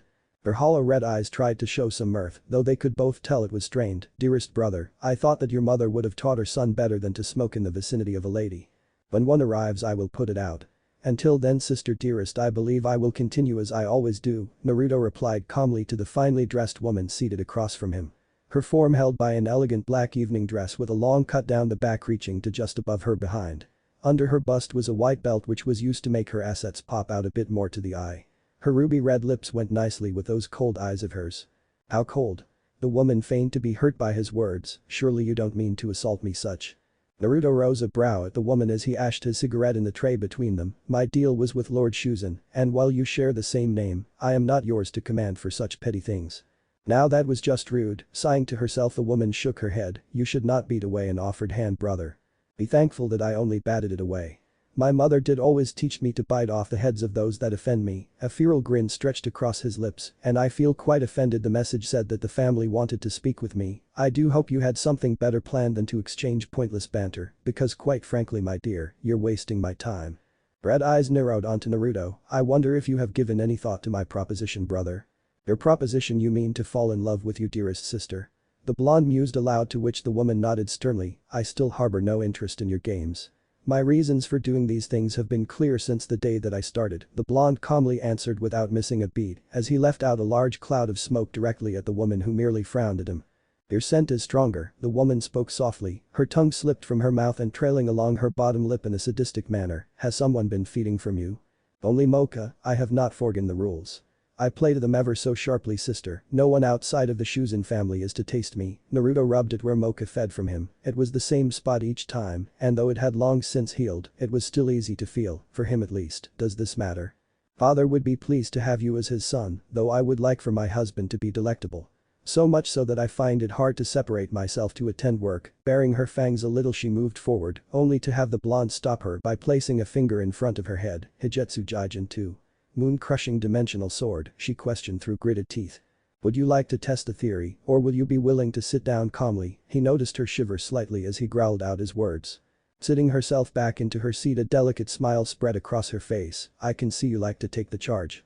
I shall remember that for the bedroom brother. I won't take orders from you sister, I thought I made that clear last time." Any conversation that may have been about to occur died as the car rolled to a stop, the now silent duo opened up the doors and the woman came to seat herself beside the blonde. Naruto calmly placed his hand atop his lap while his other held the cigarette near the tray, ashing it as two more people filtered into the car. "Son, daughter. It is so nice to see you getting along despite the time apart," came an even voice from across the duo. It was the male, dressed much like Naruto, only he had a higher collar. His hair was short and black, while he maintained a neat amount of stubble on his face, while his red eyes loomed over the two. As the doors closed and the car started to drive once more. "Father," the two replied without pause before both turning to look at who he walked into the car with, Lady Jayakuro. "It is nice to see you both so well." The lines that were rehearsed as they were spoken at the start of nearly every meeting came out nearly automatically to the two. Jayakuro was wearing a short sleeveless black dress that came down just short of mid-thigh. Her light blonde hair was held up by a rosary hair clip, letting everyone see her violet-colored eyes that looked almost displeased to be seen with the two across from her. "Don't you think it is a bit too early to be calling him son, dear?" She nearly spat the word out, like it tasted foul to her. Issa didn't look at as wide as he studied Naruto for a time longer. "I do not see why. He was able to obtain my permission and trust, not to mention he will be married into the family once Mocha reaches 18. The way that he stated it so calmly irked Naruto somewhat. Though it was true, but it had been something that all parties had agreed on. Though at the time Naruto had no idea what it would take to earn the trust of his father. "All I am saying, my dear, is that there are still 3 years between now and then. What if something were to happen? We should not get his hopes up, nor become too comfortable to such an idea," Jayakuro answered smoothly. "I do not believe that to be an issue," stated the one seated next to Naruto. This caused the brow of Issa to raise ever so slightly in interest. "Oh, and why is that, Akua?" The now named Akua gently moved her hand to rest on Naruto's lap. "If some kind of falling out happens between them, I will cure the ill heart of my brother by showering him with love, father. As you have expressed, the only way brother could have been made any better were if he were a vampire. Though he is a combination of 2 breeds of Ayashi, they are both incredibly strong in their own right. It would be my honor as a Shuzen to make sure he becomes your son by making him fall for me." A faint smile spread across the lips of Issa. "Thank you for the thought, Akua, but I do not believe that to be needed. Naruto here wouldn't let anything happen to Mocha." Naruto extinguished his cigarette in the ashtray between the two groups. "I would sooner see the world burn than let any harm or foul come to your daughter's head, sir." Issa nodded at those words while Jayakuro frowned. "I was under the impression that Mocha-chan left because she wanted to be able to live with humans. If you were to, as you say, see the world burn, wouldn't that cause an issue between the two of you?" His dry lips were pressed into a thin line. "I believe you misunderstood, Lady Jayakuro. I never stated which world I would destroy. Though if we go with your trail of thought, if it would come down to it, I have no hesitation in being cast from her heart to secure her safety." Jayakuro gritted her teeth while Akua and Issa nodded in appreciation of Naruto's words. "It would seem that the hands that shield my daughter are as strong as I remember them." "Your words do me great honor, sir." Naruto reached into his jacket pocket and fished out a packet of finely made cigars. "Would you smoke one with me, father?" "Cuban. I wouldn't offer you anything less." Issa took one from the packet and chopped off the tail before placing it in his mouth and having Jayakuro light it for him, the same happening on Naruto's side of the car, only with Akua smirking at the blonde's clever play. Naruto knew just how much Akua and Jayakuro hated the smell of smoke, thus it was only natural for him to use every opportunity he could find to blow as much of it out as he could. Bringing Issa into his play was a very tidy move, as neither woman would dare say a word against him. Issa breathed in and rolled the taste around in his mouth, his brows giving a confused expression. "It tastes a little different. Good but different. I am glad you are enjoying it, father. I had the supplier soak the leaves in human blood before drying them to hopefully enhance their flavor for you." Naruto closed his eyes and rolled the smoke around in his mouth, feeling Akua wrap her arm around his own as he did. "Though you are a busy man, father, and not that I do not appreciate you coming all this way to see me, but you must have other things to do. So I would like to inquire as to what the job is." "That is true," Issa sighed out as he pulled a folder out of his suit. "This task is for you and Akua to undertake tonight. It would seem that some undesirables are starting to move about. I need them to vanish." He handed the folder over to Naruto, to which the blonde took gratefully, opening it up on his lap as the woman beside him peered over his shoulder to read its contents. "I do remember our agreement, Naruto, though these movements were not in the plans of either of us. I do hope you can understand what this would mean for us." Naruto looked at the paper in front of him with thin lips. "They don't learn." He passed the folder off to Akua, who pouted a little at not being able to lean on him while she was reading now. "I cannot see why Akua will be joining me, or is that as not to attract attention towards me at this dance we shall be attending?" "That is correct. Using your normal partner may have dragged attention towards yourselves," Issa stated firmly. His tone relaxing as he seemed to enjoy the taste of the cigar, while Naruto really just enjoyed the disgusted look Jayakuro was giving them all. This does seem to be interesting. I can see why you would partner us together, father, Akua spoke, gaining everyone's attention. Though, are you sure that we can't just drop brother in and have him release his true form? Upon seeing the dead stare she got from everyone in the car, Akua gave a slight chuckle. I was jesting. That would draw much too much attention to us. Naruto closed his eyes and thought, no, that actually isn't such a bad idea. Upon seeing the shocked faces of the others, he corrected himself, the drawing attention part, not the transforming part. Well, one of us gets the attention of the party, the other will deal with the guards and lock the doors tight. A simple distraction that should make things easier in the long run. Issa nodded as the car rolled to a stop. This is our stop. I look forward to your report. Also, the cigar is nice. Would I be able to get the name of whom you acquired it from? It will be added to the report, sir. The door creaked open and the two sitting across from Naruto shifted out of the car into the awaiting umbrella. Have a nice night, sir. You to my children, Issa replied as Gyakuro took his arm and they walked up to the somewhat imposing manner. After that, the doors closed shut behind them. Naruto dragged an eye over to Akua, who beamed him a cheeky smile. There is still 3 hours before we approach the hall. I can think of more entertaining things we could be doing to pass the time, brother. Naruto closed his eyes as if he were ignoring her. Taking the cigar from his lips, he pulled out a silver tube and dropped it inside, closing the lid tightly to cut off the oxygen. Wake me when we arrived. Flames roared around Naruto as he stood in the large hall. By his side was Akua, holding a picture of their targets like it was a needless chore. This was the focus of the blonde's attention. Slowly scanning the room, Naruto came to a single conclusion. He isn't here, sister. Maybe you made a mistake when you sealed up the exits. Now earlier, before all the fire and the blonde delving deeper into his seals, she would have made some smart retort that was mixed with a subtle undertone of wanton innuendo, but she knew better. Naruto hated to fail, and in his current form, he could challenge her without the fire all around them.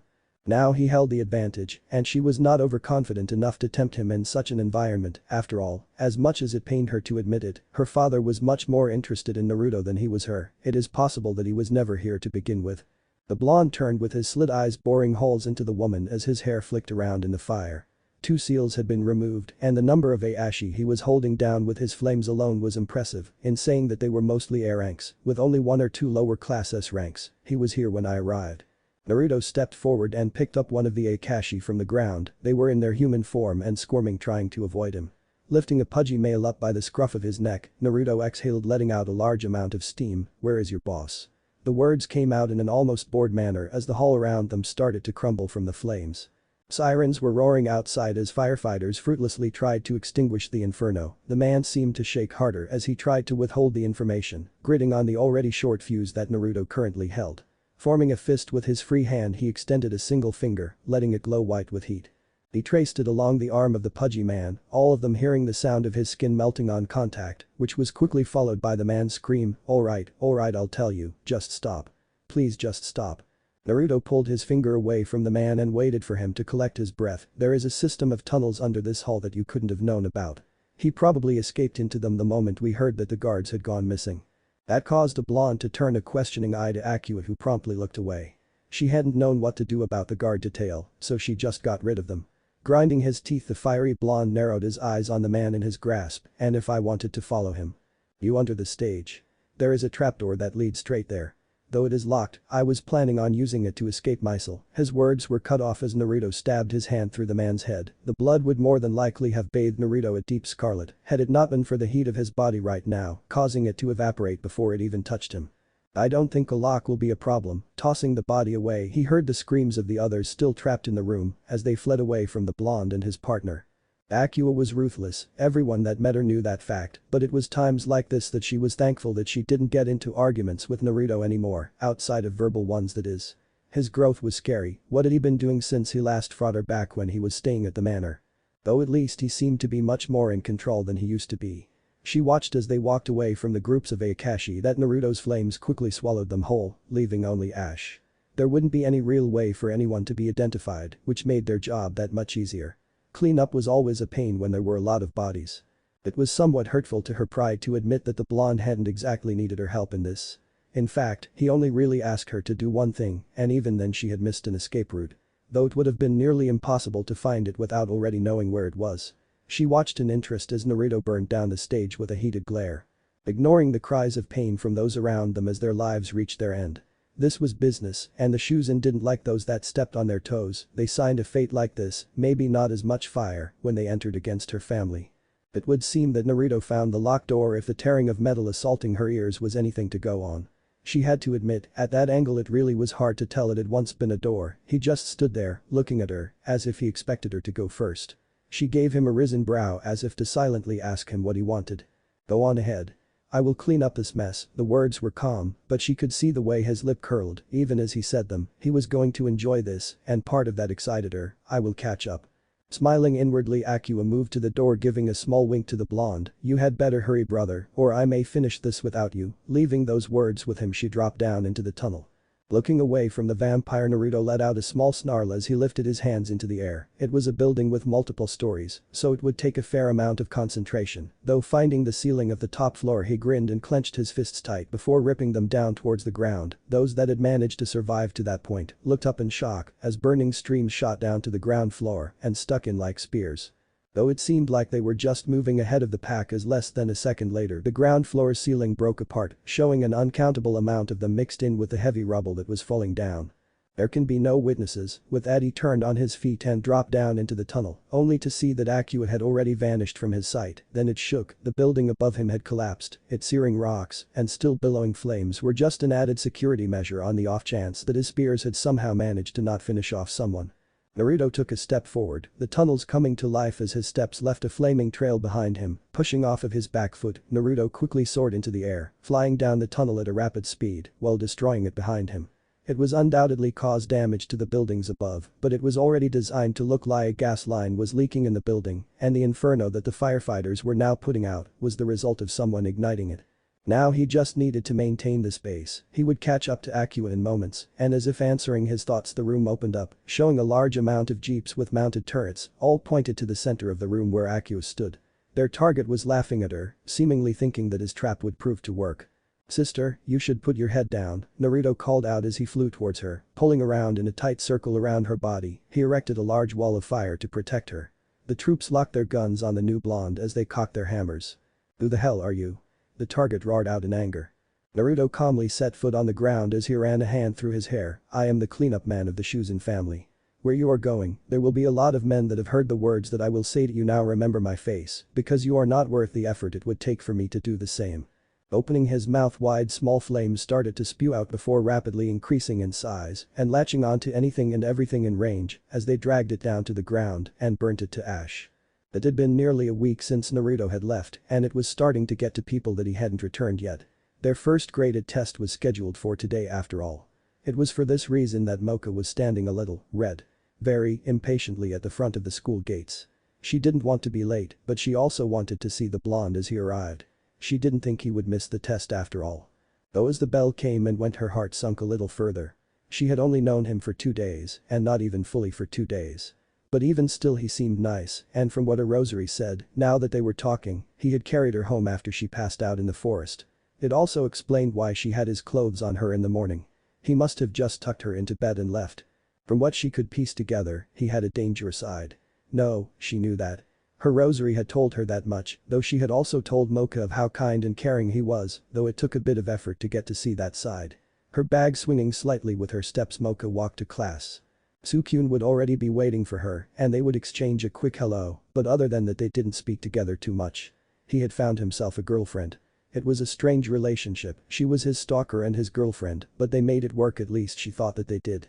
Gurumu was nice enough, but they weren't in the same class, and if Sasuke was around they didn't speak much.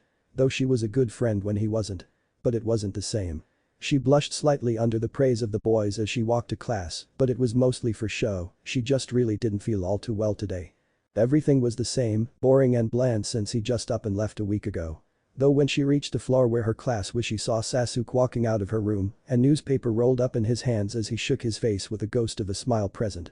Behind him was Kurumu, questioning why Sasuke was so interested in the burst gas line in Tokyo that was responsible for millions of dollars of property damage.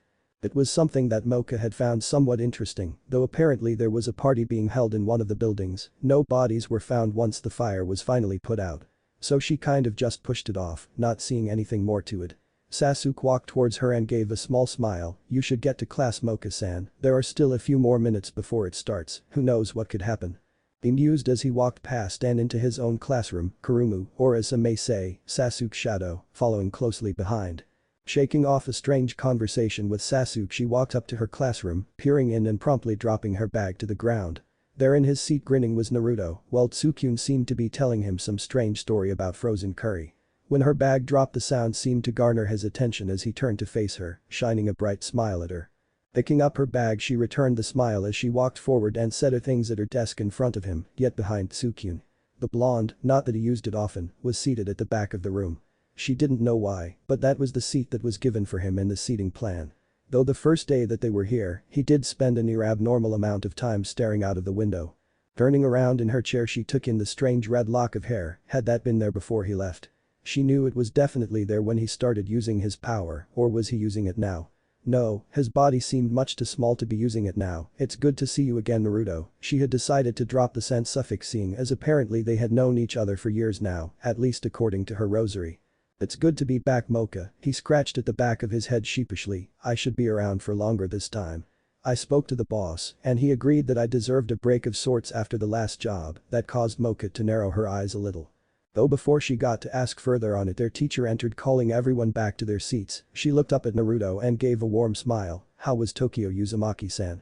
Everyone looked at the blonde with slightly ajar jaws, instantly rushing to conclusion of some dreamed-up fantasy, though Naruto just gave a wide smile in response. It was good, sensei, but then that pipeline or gas line or whatever blew up and then things got pretty crazy. Me and an acquaintance were staying nearby and the security was rather intense. Clapping the stack of papers in her hand together into a neat pile, she nodded. Well, it is good to see that you made it back in one piece. I do hope to see you in class more often. Maybe we'll find a compromise on that, sensei, Naruto remarked with a cheeky smile, causing a few others to chuckle while a tick mark formed on the brow of Nekonim. Mocha on the other hand was going over his words. She knew his work was shady. Sasuke had confirmed as much. Though it was the wording he used, he didn't deny having anything to do with the fire. In fact, what he said placed him near it. The other Akashi all seemed to buy what he said, thinking that the blonde just got unlucky and got caught up in that mess. No, Mocha wasn't going to buy that. She would question him about it later, or maybe let the rosary do it. They seemed to get along really well. A few days had passed, and Mocha was finding it hard to come up with some way to ask him about his trip without outright asking if he was the one that caused the fire. Though now it was early in the morning on the weekend, and she had been dragged along by the other girls, for reason beyond her knowing. As they went to watch their boyfriend obsession in their morning training. The girls were clad in their casual wear, clothes from the human world excursion. Tsukyun was in a tracksuit, while Naruto and Sasuke were wearing boxing shorts and muscles tops. Though she had eventually been convinced by Yura, Mocha as she now called the rosary. She was seated by the edge of a clearing where breakfast had been prepared by Kurumu for Sasuke and promptly ignored, leading to the girls picking at it over time.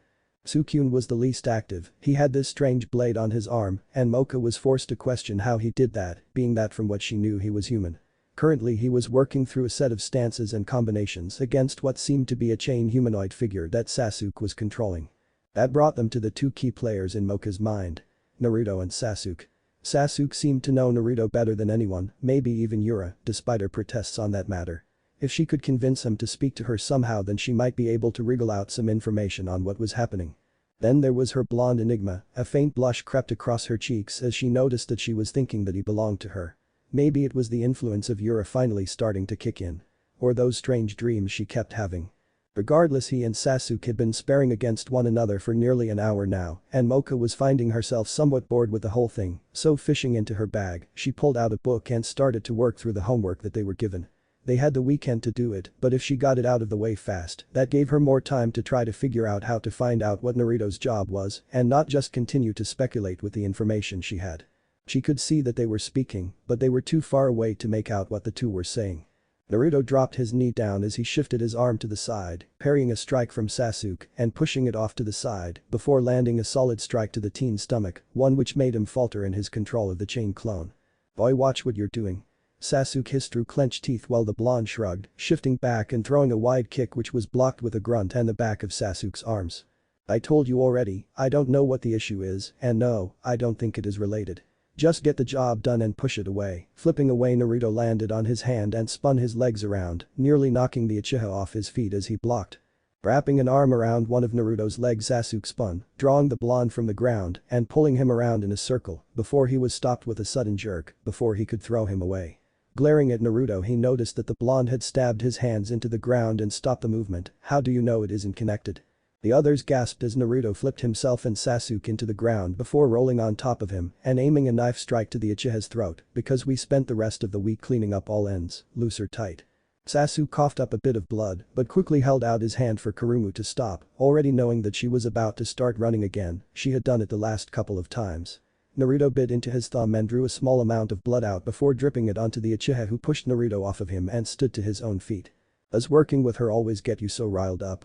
Sasuke mused as he stretched his body out, already feeling the small wounds he had closed themselves up with ease. She irritates me, a constant pester for the duration of the job, but I can handle it, Naruto remarked as he offered a hand to Sasuke, signaling that he had had enough for the day. The Uchiha took it and shook it, signaling the same. I didn't say you couldn't. It's just that you're always so tense when you get back. Is that really good for you? Probably not. Looking over his shoulder, he saw Mocha pull a few strands of hair behind her ear as she poked her tongue out at the question she was working on, but it is worth it. Sasuke gave a small shrug. Maybe it is just me, but having my fiancé sealed inside of another woman seems like a lot of extra trouble. Good things are worth the effort required to get them. I made a deal, and I will adhere to it, though I could do with a break every now and again. Naruto let out a small laugh as he played with a lock of red hair. What is up with that, by the way? Sasuke mused, gaining his attention, though Naruto just gave a quick huh. In response, the hair? I thought you had fixed that. Naruto waved a hand over the lock, making it vanish before doing the same and bringing it back. I kind of like it now. Is that so wrong? Nah, just makes you look like an emo. The two stared blankly at one another for a few moments before they started laughing and walked towards Tsukyun, who was panting rather heavily. Naruto clapped the boy on the shoulder, nearly knocking him over. Are we done for the day? The duo just nodded to Tsukyun, who gave a relaxed sigh as the blade vanished and turned back into fingerless gloves. He stumbled around for a little bit before placing a hand against his head to steady himself. That is much more draining than it looks. Naruto rose a brow at the teen, which caused him to chuckle sheepishly. Or I might not be as fit as I should be. He offered weakly, to which Sasuke grinned and Naruto gave a curt laugh. The now trio seemed to move off in their own directions after that. Sasuke with Shadow and Toe were apparently going to go study, while Tsukyun was going to have a bath and probably work on that letter back home to let everyone know he was doing fine. Thus it left only two. Mocha took notice of how quiet it was as Naruto sat down in front of her, not a drop of sweat on his body, though his clothes were a tad dirty in places. The answer is 72/89, by the way, the blonde remarked in an offhanded manner which caught her off guard. Looking down at the book, she widened her eyes before flipping through to the back and checking the answer. Finding that what he had said was correct, she narrowed her eyes on him. How did you do that? Naruto gave a wide smile and motioned for her to pass him a pen and some paper. Doing just that, she watched as his hands moved like a blur. He pulled the problem apart into multiple places, figuring out each section through what looked like using incredibly advanced formulas, before piecing it back together in the final answer and handing the page back to Mocha, showing all of his working. Her eyes darted over the page as she tried to make sense of it. A fair few sections of his work she could understand, while other parts were beyond her. This is kinda advanced, isn't it? I never went to school when I was growing up. My mother and father taught me most of what I know, and solving problems like this just became second nature after a while. It can look difficult at first, but if you break it down into smaller parts, most of it is really easy. He ran a hand through his hair as he stared at her work. She was doing good. It was just that some of the harder questions were giving her a bit of trouble. Mocha seemed to accept his answer. He had hoped so, because that was the truth. He inwardly shivered, remembering the way his mother taught him math. Father was history, it was just better that way. He noticed that Mocha seemed to have a newspaper sticking out of her bag. Pointing towards it, he asked, "Is that today's?" He watched her stiffen as she tried to hide it. "And no, it is just something I'm working on," though her efforts were for naught, as Naruto managed to grab it from her with a chuckle to himself as he flipped it open, seeing a large picture of a burnt down area. I can explain." "What's there to explain? The place got torched, right? Or do you think that someone did it?" His lips twitched into a small smirk as he watched her try to fumble with around for an excuse. "You think I did it?" She froze in place, causing him to laugh as he handed the paper back to her. Like a robot, she took it from him and stuffed it into her bag, watching him sit down with that devilish smile on his face. "I don't know, I want to say that you had nothing to do with it, but you were there at the time, and your work is pretty shady from what I know. I guess I just want to know what my friends are doing." Mocha got out, causing the smile to drop from his face. He gave a small nod to her. "Do you really want to know?" He was glad that she didn't answer right away. It seemed as though she was actually thinking the answer over. Now she slowly nodded her head, which caused Naruto to fish around into his white jumper he had tossed off to the side when Sasuke and him had started earlier, pulling out his silver case and sticking one of his cigarettes into his mouth and flicking his fingers, causing a flame to appear on his index. Lighting the cigarette with it, he rolled the flame around in his hand before turning it into a ball and lightly tossing it up into the air, creating a small bird that flew up and exploded, showering small embers down on them. He didn't need to tell her anything more, his actions seemed to tell her all she needed to know as she slowly moved to sit back down across from him as he did the same. Can I ask why at least? That's a question, why did I do it? Or why did I have to do it? Mocha thought them over, they seemed to almost be the same, the second one. That simple, because they had planned on interrupting a section of my employer's business. In doing so, they were going to start a small skirmish with another group of Akashi, which may have very well exposed our existence and gotten the humans involved in our fighting. That wouldn't give a very good first impression, would it? Naruto questioned rhetorically. Mocha gave a small nod. What ab? Don't ask that. Just trust him. He won't hurt us. It wasn't cocky or arrogant in the slightest, it was almost a plea from Yura, something which froze her in place, though she made good on Yura's wishes, shaking her head to say not to worry. I think I need to have some time to think about it, is that okay, Naruto-san? The blonde pressed his lip together in thought before letting out a single nod, watching as she gathered her things and nearly ran out of the clearing. Once she was out of sight, he let out a groan and flopped himself down on the ground. This is why I don't like dealing with people. It was the start of the week. Naruto had finished his homework in a couple of minutes, though today was their day to choose what club they wanted to join. He had managed to take a list from the office earlier of all the registered clubs this year, tapping his fingers on the sheet, none of them stood out to him. If he joined a fighting club, he couldn't picture himself having fun. Actually, all of the sports clubs were the same. He just couldn't picture himself enjoying them. Letting out a small sigh, he stood up and strolled out of the classroom. He hadn't spoken to Mocha since he admitted he was behind the fire and it was starting to wear on him. Was it that wrong what he was doing?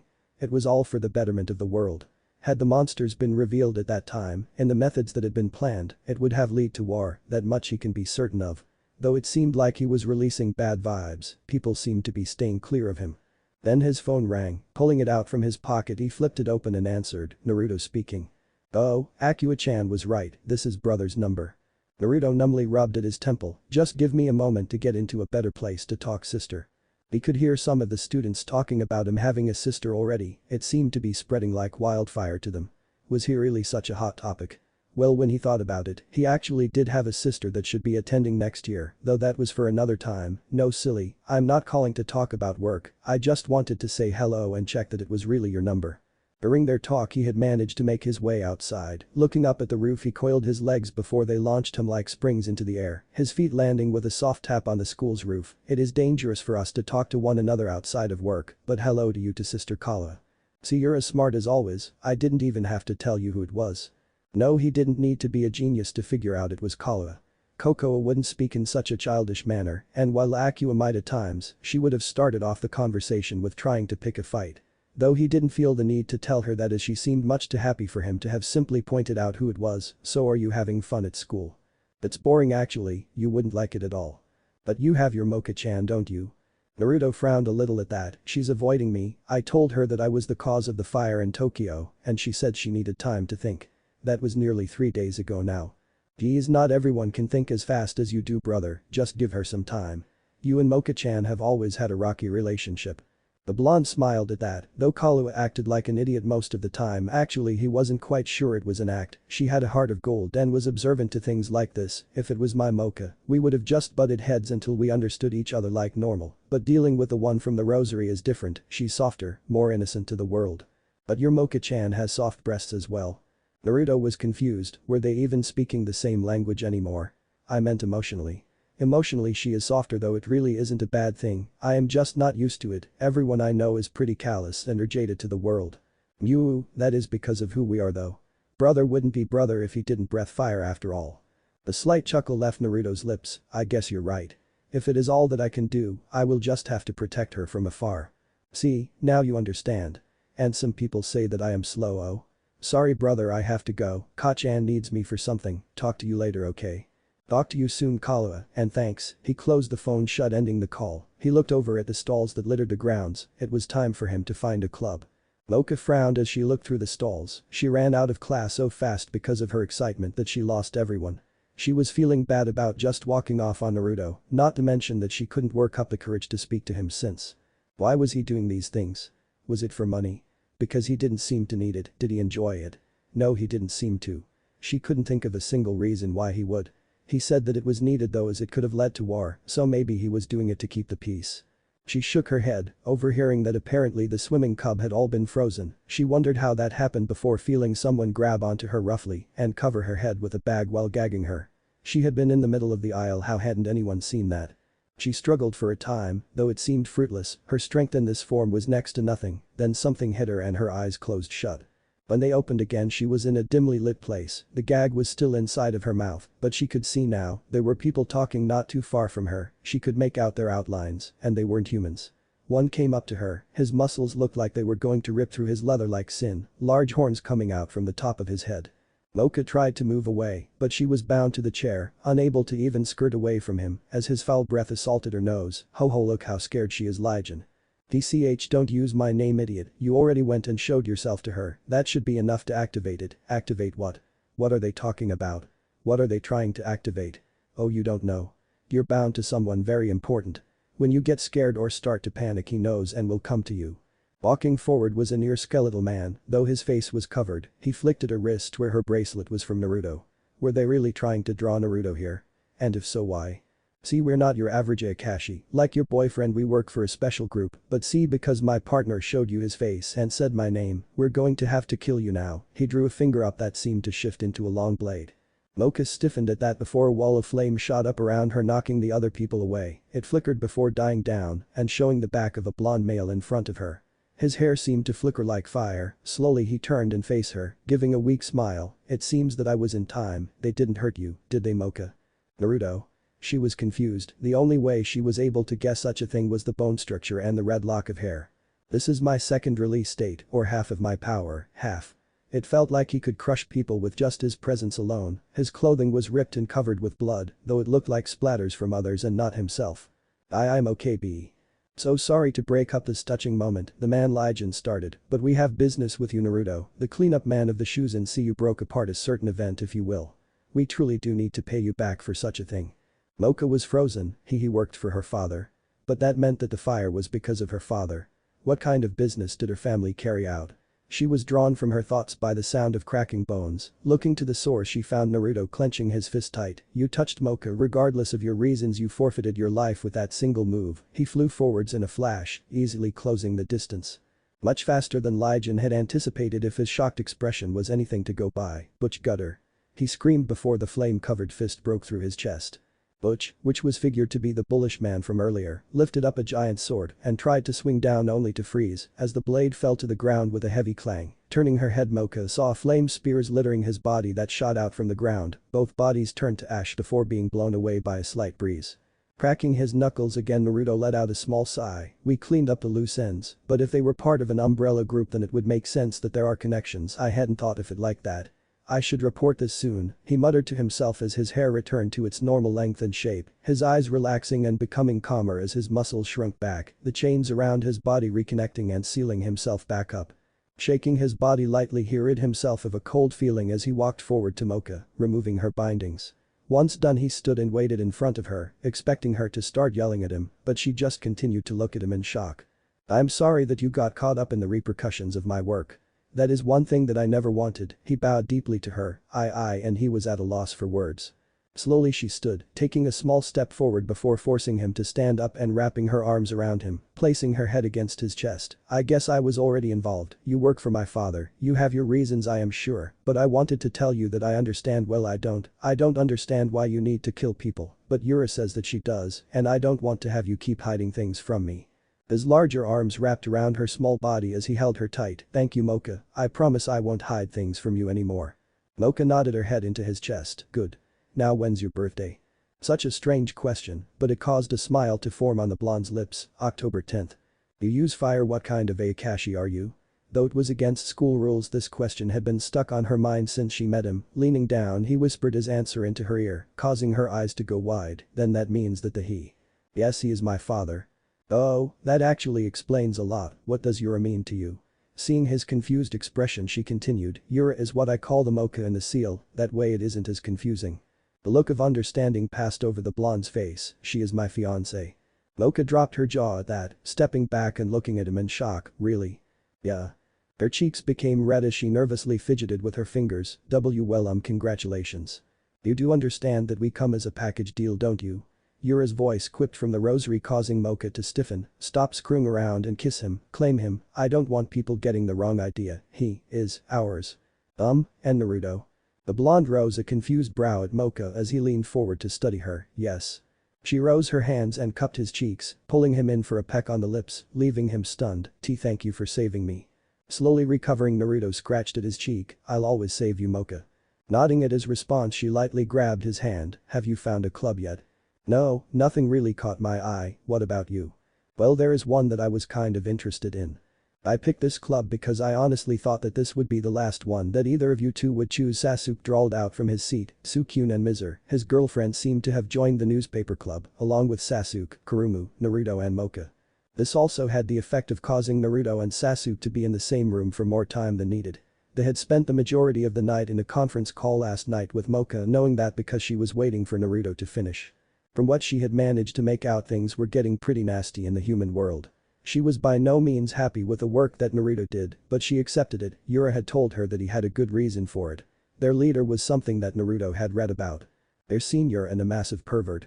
Often referred to as the hentai wolf. He placed some flyers on the table between the three sides. Naruto, Sasuke, can you hang these up in the halls? The two took the papers without complaint.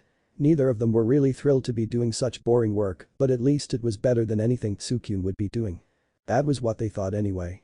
When they returned, though, the story seemed to be different. Mocha clutched tightly to her skirt and was trying to pull it down, while Kurumu instantly hid behind Sasuke as he entered. At this point, Mizur was asking Sukyun if her panties weren't good enough as she continued to flash him. Jin-senpai caught Sukyun-san peering up her skirts. Kurumu got out quietly. A faint spark could be seen crawling across Sasuke's skin as his eyes narrowed dangerously. Oh, Jin-senpai caught Sukyun looking up your skirts. Well, how nice of Jin-senpai, I might have to show him my thanks, Sasuke spoke calmly, though the constant sparks that seemed to flow off of him. Naruto's brow twitched as steam started to stem weight out of his mouth, his grin turning feral. Yes, I think I agree with you for one, Sasuke. We should thank Jin-senpai in earnest. I will make sure he is warmly received. Sukyun started to nervously chuckle as he walked past everyone, trying to calm the two teens. It's okay, really, don't start a fight here, people could get hurt. His voice died in his throat as he saw the looks in their eyes. Don't hurt me. Naruto and Sasuke both lifted up the hands that were next to each other, forming a talon with their fingers as fire and lightning joined together in a burning green mass. Jin widened his eyes in shock. These weren't low-tier monsters like he thought. Their strength was completely masked, but he could feel the energy in that technique. Lifting his hands up, he lightly waved them as he nervously laughed. Boys, let's not let things get out of hand, okay? Boost? Questioned Sasuke calmly. Boost? Naruto replied as the swirling mass doubled in size, tearing apart the ground and roof of the building. Perverts are bad enough, Jin-senpai, but those that do not admit to the fact and openly try to blame others for their own deed, they are the worst. Jin-senpai? The girls asked in confusion, causing the man to pale. For Kurumu, she could not feel any better. Sasuke was protecting her, well, her honor, but it was still a part of her. Though for Mocha, she saw the look in the Naruto's eyes. Not only that, but she knew that he wouldn't say such a thing unless he had proof, or at least he soundly believed that was the case. Slowly she walked up to Naruto and placed a calming hand on his shoulder, which caught his attention. I am sure Jin-senpai is sorry, Naruto-kun, and killing him over something like this is a bit much, don't you think? Her smile was weak and questioning. Why, yeah, Mocha is right, I am sorry, so let's all put down these powers of ours and start over, okay? The sphere started to die down and the elements returned to their respective owners, letting out a small breath. A large amount of steam rose from Naruto's mouth. If you try to spy on Mocha again, I will be having roast wolf for dinner, understood? It was said that first impressions were important, and to Naruto and Sasuke, Jin had just proved that all the information they were able to dig up on him was true, not to mention he would gladly try to pass it off as someone else's fault. Needless to say, it was not a good first impression. Then again, Sasuke and Naruto didn't make that good of one when they first met either. Naruto let out a large plume of smoke from his mouth, looking up at the full moon above him. He had been called up here by Mocha, at least that is what the note had said. His nose twitched despite the smoke around him. He could make out the scent easily. You should know that Mocha writes in cursive with a slight tilt to the left, just for future reference, Jin. You knew that, yet you still came alone. You really must be an idiot, Jin spoke as he stretched his shoulders out, stalking forward to the blonde that still hadn't bothered to turn around to face him.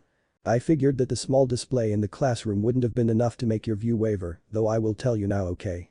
With a flick of his fingers, Naruto sent the cigarette in his hand up into the air, watching it flip time and time again as he turned. I won't let you attempt to sate your carnal desires around Mocha, prepare yourself.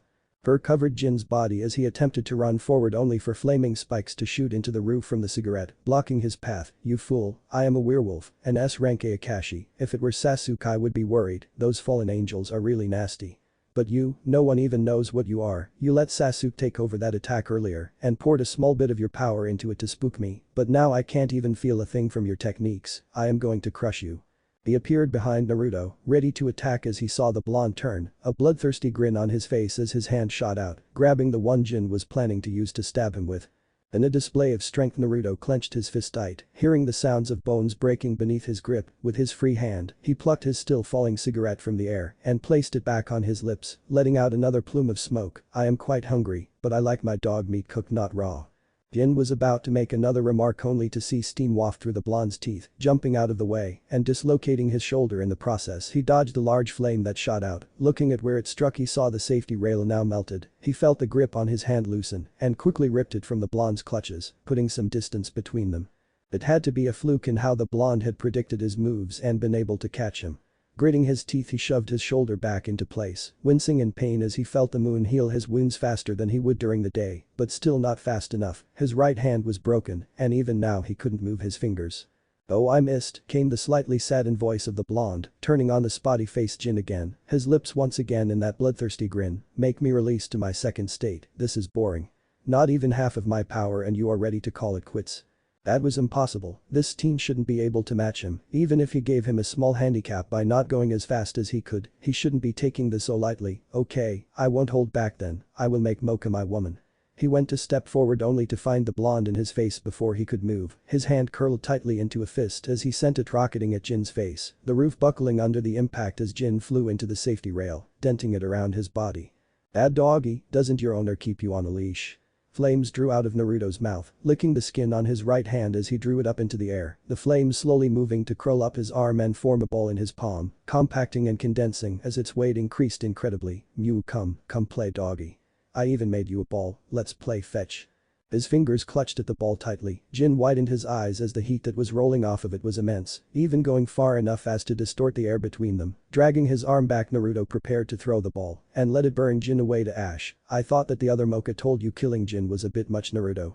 Jin snaps his head to the side and takes in the even better developed woman, her long silver hair and piercing red eyes looking at Naruto, who slowly turns his head to face her. "Mocha. Mocha. Mocha, have you come to help me once again? Have you finally come to your sense and are coming to confess your love for me?" Jin quickly gets out, fighting back the pain in his face as he feels his cheek setting back into place. There was no doubt to the bruising in his face. "Hardly, I have come to stop my fiancé from killing you. Do hold your tongue, doggy." Mocha gives a small grin as Jin seems to bristle under her words. She bounced on her feet a few times. It felt strange to be in control while wearing the rosary, though the softer Mocha had given her control of her body to stop Naruto from killing Jin. Having felt that something was off, shaking her hair around, she throws out a few punches and gives a feral smile to Naruto. "Come.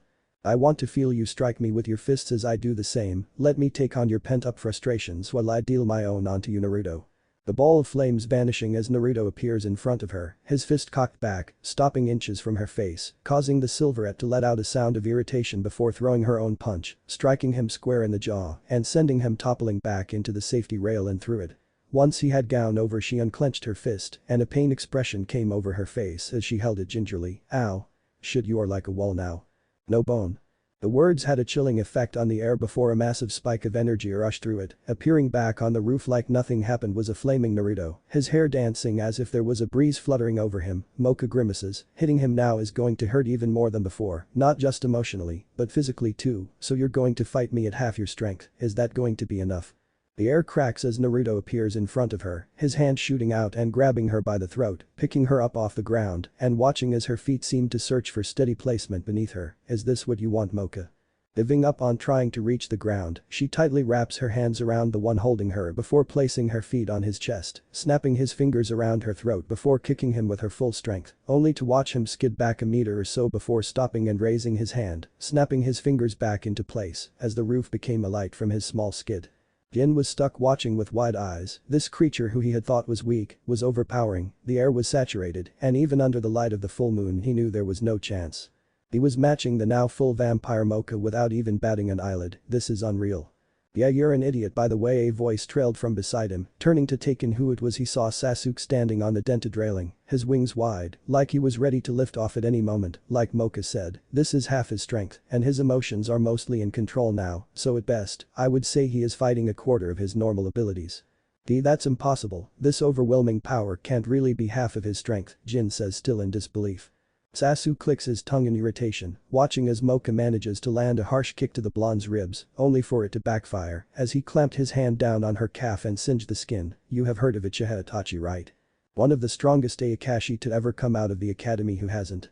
Not even he can fight Naruto at his full strength one-on-one. I watched Itachi get destroyed when Naruto went out of control during a training session. He was hospitalized for months in the end. We had to get Mocha to come and calm him down after locking him away in chains from hell. Sasuke informed the man, watching his eyes widen in shock. She is the only one he will listen to when he gets like this. Mocha was not enjoying herself, now sporting an injured calf. She bounced lightly on her feet, skipping to the side as Naruto appeared before throwing out a quick jab and connecting with his cheek, wincing as she felt the fractures appear in her hand. Yeah, her fiancé was stupidly strong, but did he really need to make her feel like she was bashing her limbs against a brick wall? Dodging to the side, she saw a few of her hairs get singed by a ball of flames from his mouth. The air seemed to freeze as Mocha came to a dead stop. Why, you insufferable dolt. Dashing forward, she struck him with an uppercut, sending his chin to the skies before performing an acrobatic feat of flexibility as she spun on the spot and brought her leg up for a high drop kick from her stationing position, connecting it with his face before sending him through the building roof and into the floor below. It was in this small reprieve that Jin noticed Mocha's clothing, or lack thereof, before he could fully get a lock, though he felt something strike the back of his neck and the world went dark. Sasuke averted his eyes for his own safety and grabbed Jin, taking him to the infirmary so he could heal properly. He had full faith that Mocha had this under control now. Once Sasuke left, there was a crack in the air again as Naruto appeared behind Mocha. She turned to face him, her glare present on her face. Do you know how hard we work to keep our hair in such good condition? Do you? What if Naruto was wolf and Rosario plus vampire? End here, and thanks for watching my video till the end.